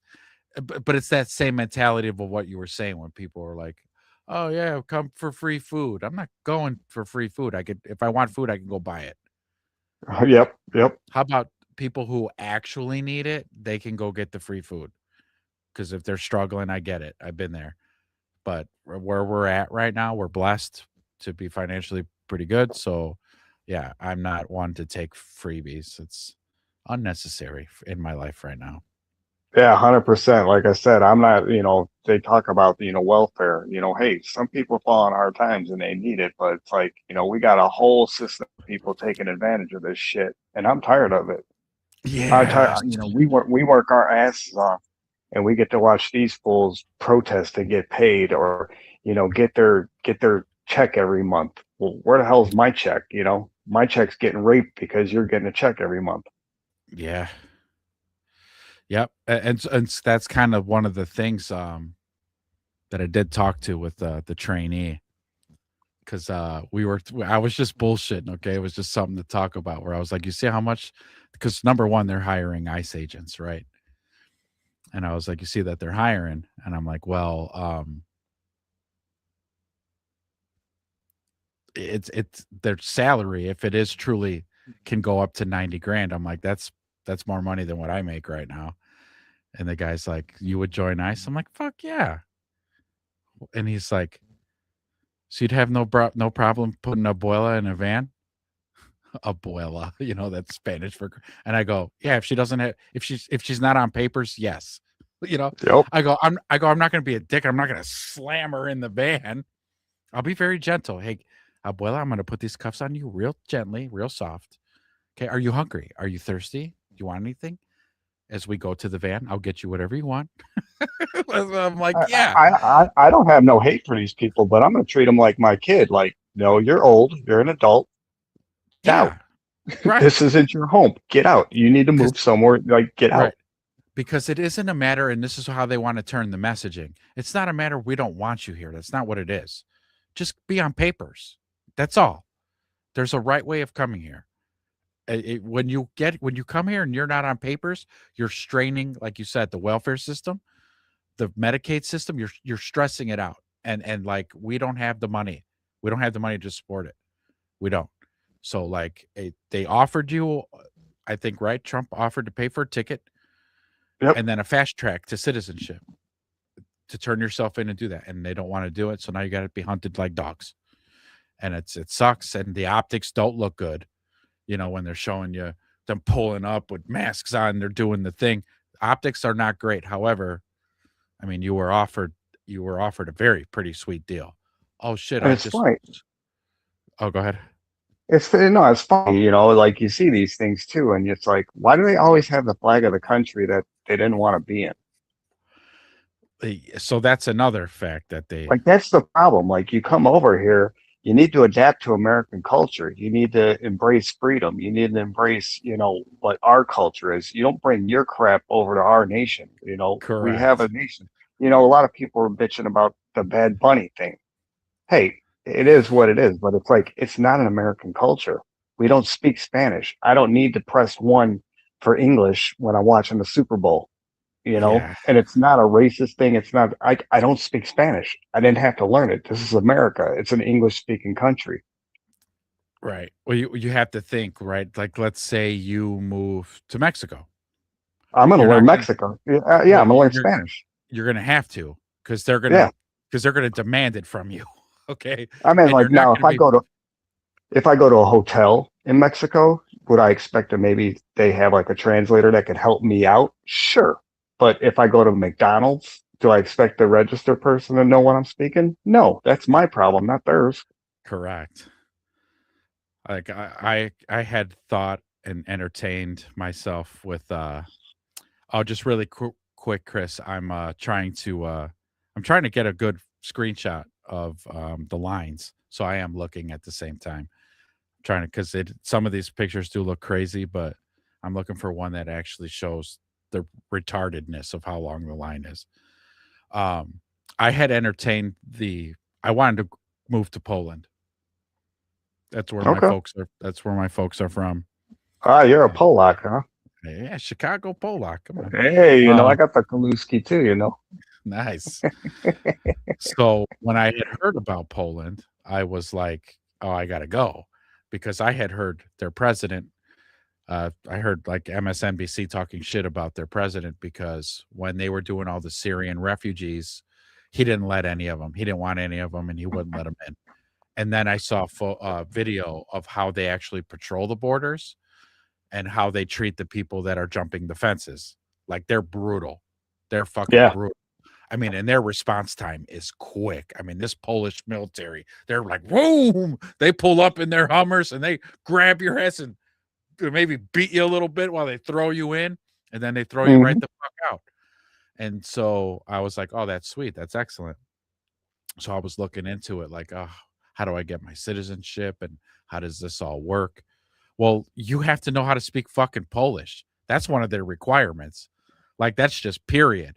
Now, they do speak English, because I've talked to Polish people who are here in the States as customers, and I had asked them, "Hey, what's Poland like?" and all this. And do you guys, because I told them I was looking into it. Do I have to learn how to speak Polish? And they're like, "Well, yeah, but basically, everywhere they speak English. So whatever quiz that is you take to speak Polish, it's very minimal. But because once you get in the country and you go to a restaurant, they're going to be excited to speak English with you." So, and then I was like, all right. And then I heard about there's like very little crime. You can actually leave your bike just and leave it there and go shopping, and you'll come back out and the bike will still be there. Like, will still be there. Yep. Yep. It's amazing. I was like, this sounds like a wonderful, magical place. So, anyways, I'm looking at their industry. I'm looking at what their currency is. I'm looking at houses. And my wife's like, Ezra, are you fucking serious? Like, are you serious about it? Like, yeah, totally serious. So she told one of my aunts, and my aunt calls me and it's like, hey, April said you were looking at moving to Poland. I'm like, yeah. I was pretty serious about it because at this point, I forgot how many years this was. It was during the Biden administration. Yeah. I'm like, I'm really liking how our country's going. So I'm just going to go ahead and head on back to Poland. And she goes, Ezra, do you know how racist and homophobic they are in Poland? And I was like, out of all my research, I did not read that. I didn't. But now that you mention it, sister, if you thought that was going to break the deal, you just sealed the deal. Oh my God. If I could go my whole life without hearing that ever again, racist and homophobic. I'm like, come on, man, get over it. So don't forget, all my whole family is quite liberal, and I'm the black sheep of the family by being. Yeah, my parents were Democrats too, so pretty liberal. It's tough, man. It's tough. But I still think it was like we're still like this silent majority, because really, I mean, I think we are. Tight soap, good food, just giving out bags of it, and who is paying for it when they are $2 billion in the hole? Yeah, who is paying for it? Yeah, you. LOL. Press 1. I hate that, dude. I remember like my parents bitching about that. Why the fuck do I need to press 1? Like. It's stupid. Okay, so like, they're not really sure. I think they're probably censoring the lines pretty well because like they don't want to show how embarrassing of a image that is to have people lined up 6 blocks down for free food from this asshole. I don't know. You're not going to be able to sustain that. Because, right, who's paying for it when they're in debt? They're asking Trump for the money? What are they doing? Is this just to prove a point to see, I told you I'd give away free food? I can't find good images of it. And it's just free. You could just walk in there, grab what you want, and leave. I guess so. I mean, there's hella people standing outside these stores. Here, let's see. I know. I just heard like at the United Center. I know they have a store in the United Center where you can walk in, grab what you want, and walk out. It'll charge you, but you don't have to pay nobody. There's no cashiers. There's no nothing. And that's already in Chicago. That's some next level tech right there. Yeah, I don't know how exactly it works, but yeah, you walk in, grab what you want, and walk out. See it over here on the right side. You see that big ass line of people, and it goes around the corner and down in both directions as far as the eye can see. Free grocery stores finally open. How it works and what you can get. Let's see.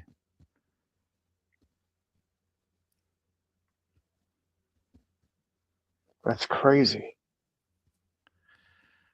This is weird. All right, so let's see. This month, there's been a strange trend of prediction betting markets opening free grocery pop-ups in New York City. First, this is betting on the fucking free things. I want to know who's paying for the shit.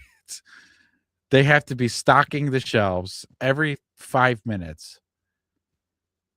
So how does the free grocery store work? Is it like a scene out of a supermarket right before Blizzard where people are trampling over each other and ransacking every last box from the shelves? Yes. No, apparently not. Each shopper is given a free blue Poly Market tote bag, and they can take whatever they can fit into the bag. Okay. The Poly Market appears to have all the fixins you'd find in a traditional grocery store: produce, name brand dried goods like Goya beans and Jif peanut butter, as well as paper products and laundry detergent. Despite the long line in the winter cold, shoppers seem to enjoy the experience. Yeah, you think they're going to get free shit. I'd say the Wedge, I'm going to guess no on that one. Do they have ribs and brisket? I hope not. Okay, so I get it. You get a like a little tote bag, and whatever you could fit, you keeps. So you can't overdo it. So you're gonna have to be real selective of what you could fit in the bag. Are you sure they can't overdo it? You know what, Big Mike, you're right. They're gonna find a way. They're gonna find a way. Yeah, I know. I'm stupid like that. Like, come on, man. They're gonna find a. Well, it's winter, so they're wearing like big coats, so you could stick like sausages and links up your sleeves. They will do stuff like that, or you could down their pants. But that is it. I got my tote. That's all I got. Is my tote bag. That's it. And they're like, okay, yeah, Crazy. have a good day. Halamala. Man, we live in goofy ass times. I know. This is goofy. Free groceries. Okay. And again, right? Who's paying for that? The taxpayers, right? Yeah, there goes my check. That's who's paying for it. And again, that can't be sustainable. They're going to raise the shit out of the taxes in New York City, and all the people are going to it's going to be an exodus out of New York. I think we're calling this way back when this guy was running, saying we're going to defund the police. We're going to free rent and free food and all this shit. Like, I know Michael Rappaport's been going off on that dude, and he's a left-wing nut job. He is a nut job, Rappaport. But he's been losing his shit over that guy, so. Why? Because I don't. He was yelling about the snow not getting removed and how crappy the streets and everything look. I mean, he was going off, and he was like, "Hey, what do you do?" Whatever that guy's name is, Zohan or whatever it is, I don't really know. So, Mom Dami. Mom Dami. He probably, you know what? Rappaport's probably just flipping out because he went to the White House and had to sit down lunch with Trump. So he's now he's going to nitpick him because he's talking to Hitler. Fucking Hitler. Durka. It's a fantastic movie. That was a fucking great movie. God bless those guys. I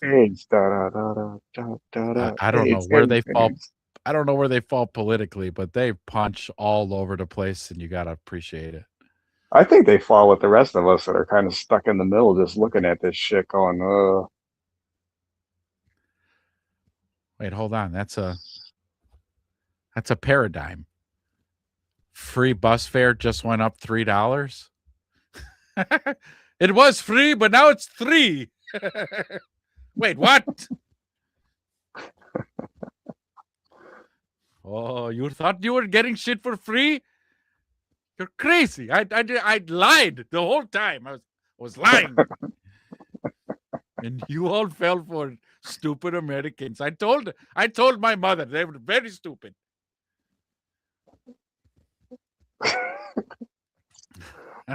I know you've seen that one video. What was that one video with that? I think that guy was from Saudi Arabia or something. He was talking about democracy, but then he says, "But the people are retarded." I'm like, "Oh, I didn't see that. That's great." It was a few years back, but it was pretty funny when he was talking about democracy and the people voting. But then he says, "But the people voting are retarded." So I was like, not wrong. Not wrong. Let me see if I search Twitter for some, I just want to see these free food lines before we get out of here. Boys, this has been an awesome show. Chris, next time you're getting on, you got to just just jump on. Big Mike, you're on just Bluetooth headphones in your phone, right? Yeah, it was pretty simple. See how easy that is? That's easy. Let me see. Free food lines, NYC. Come on. What do we got? Let's go. Oh, here we go. This is actual video. This is great. I should have went to Twitter first. Twitter's the best. Yeah, Twitter's awesome. If you want up-to-date news, sports, like to the minute up-to-date, go to Twitter. Don't go anywhere else. All right, share screen. Here we go. Free food lines, NYC. Bam. So there it is. Poly Market. Isn't Poly Market a gambling fucking thing? Yeah, that's that. They always got the website with the football stuff on it. So Poly Market's funding these fucking free things?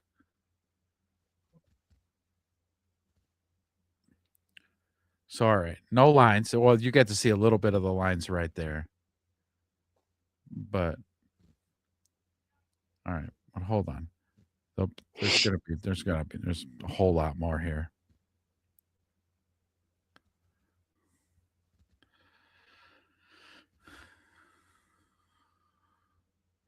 They're showing you what they have in the store. Yeah, this is it.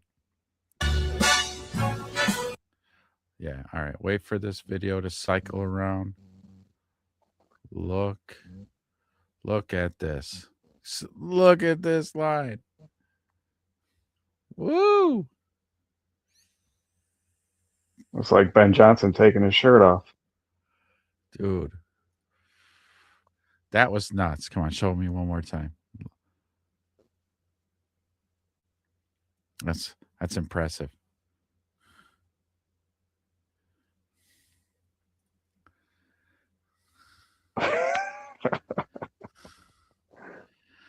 That's what again, I don't, maybe like, is the gambling site making that much money where they're like, you know what?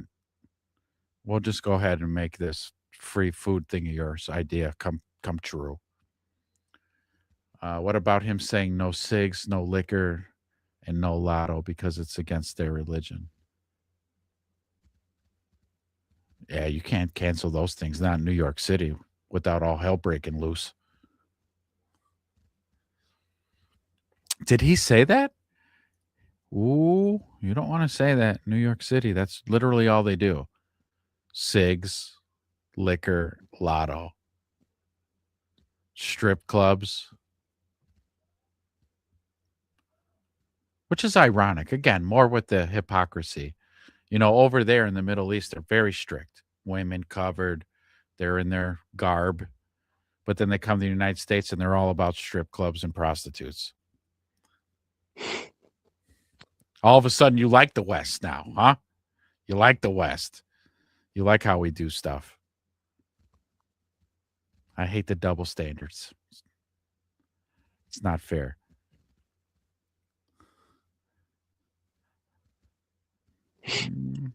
Yeah, I think that was about the best run of the lines. My God. All right, boys. A 3-hour show. What a doozy tonight. This was great. Big Mike, man. Appreciate you coming on. And again, so on Bear shows, if you're available, man, just comment and be like, yo, I'm here. I'm sending you a link. I'm sending you. Yeah, what do you guys normally, what time is it over by you right now? So I am on Eastern Standard, so I'm an hour ahead of you. Or am I? Well, I'm midnight right now, so. Oh, okay, yeah. I'm 1:13. Okay. Yeah, because you guys usually start about what, 10 o'clock in the morning? 10 Central, yeah.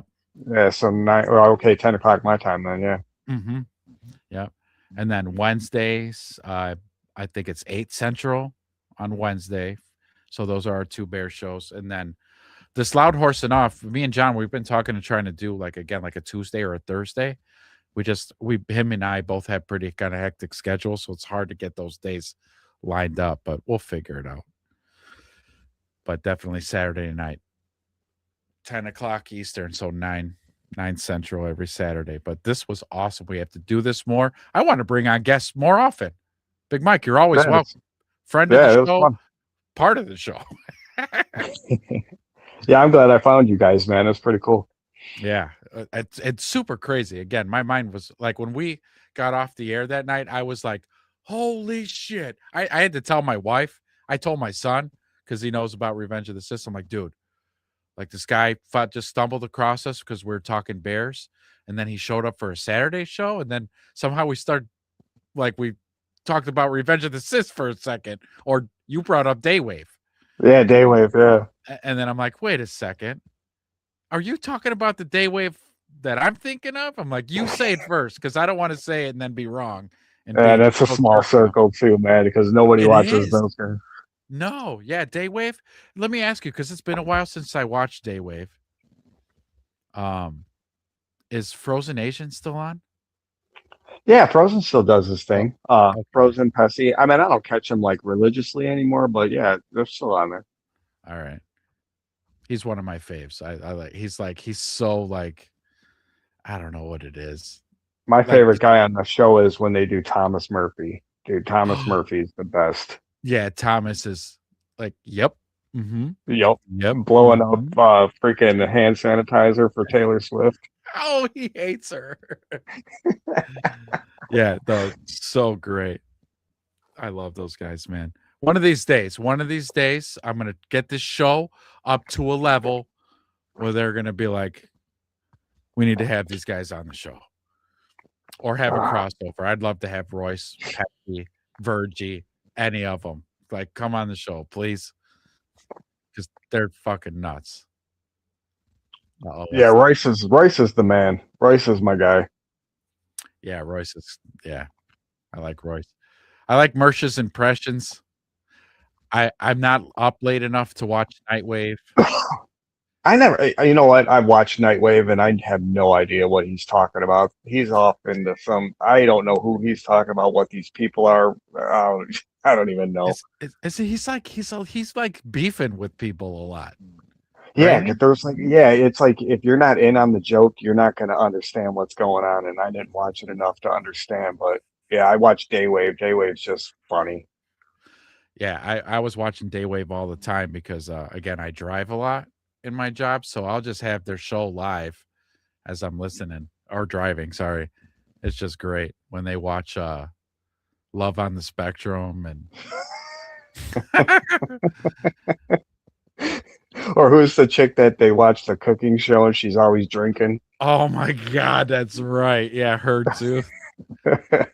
That's hilarious because she's always like when she's and I got this new recipe. She's putting shit ton of liquor in those drinks. You're like, oh my God, it's like 9 o'clock in the morning. They're so fucking good, man. I don't know how they find half these bits, and then they watch a lot of John Stossel too, which is always fun. Yeah, half the stuff that they watch, I'm like, God bless you guys, because I'm not finding this stuff on the internet. Like I'm not so looking much. for it. You have to think like, and I try to do this because I'm like, how does he have so much shit for prep? Well, there's a lot of guys on the show involved, right? So I'm sure they have like a Discord or something where, oh my God, this is hilarious, and they'll send the link to the Discord, and they just send all the stuff there. But Royce has to sit down and like have these tabs ready to go because they just go from one topic to another, to another, to another. And like, that takes time, man. There's a lot of behind the scenes shits it's just a lot of work. So I give them a lot of credit, but I think like this is their job. Like they don't have a job anymore. This is their job. Streaming and their podcast is their job.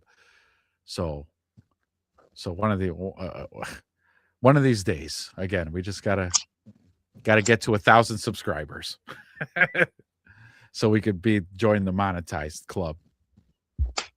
You ever listen to Cocaine Plane on the Cartels? I have not. But see, this is where the Discord comes in. You know what I should do? I'm doing that. I'm gonna start a loud horsing off Discord, and everybody's getting an invite. And like Chris, you would ask me, have I heard of this? And I'd say no. And then you would send me the information. You'd send me the links. And then that way I could check it out. But for now, I think you guys have my email, so you can email me links. And yes. But I have not heard Cocaine Plane on the cartels. You heard this, Big Mike? No. Like I said, most of the time, though, I'm out of the loop. I read a lot of books, so that's my thing. What kind of books? Oh, like fantasy and freaking sci-fi, horror. Oh, no shit. Okay. Oh, yeah. Nice. I don't have time for reading anymore. I do audio books. I listen to a lot of audio books. Oh, do you? You should check out Dresden Files. Uh-oh. Wait a second here. Grab my pen and paper.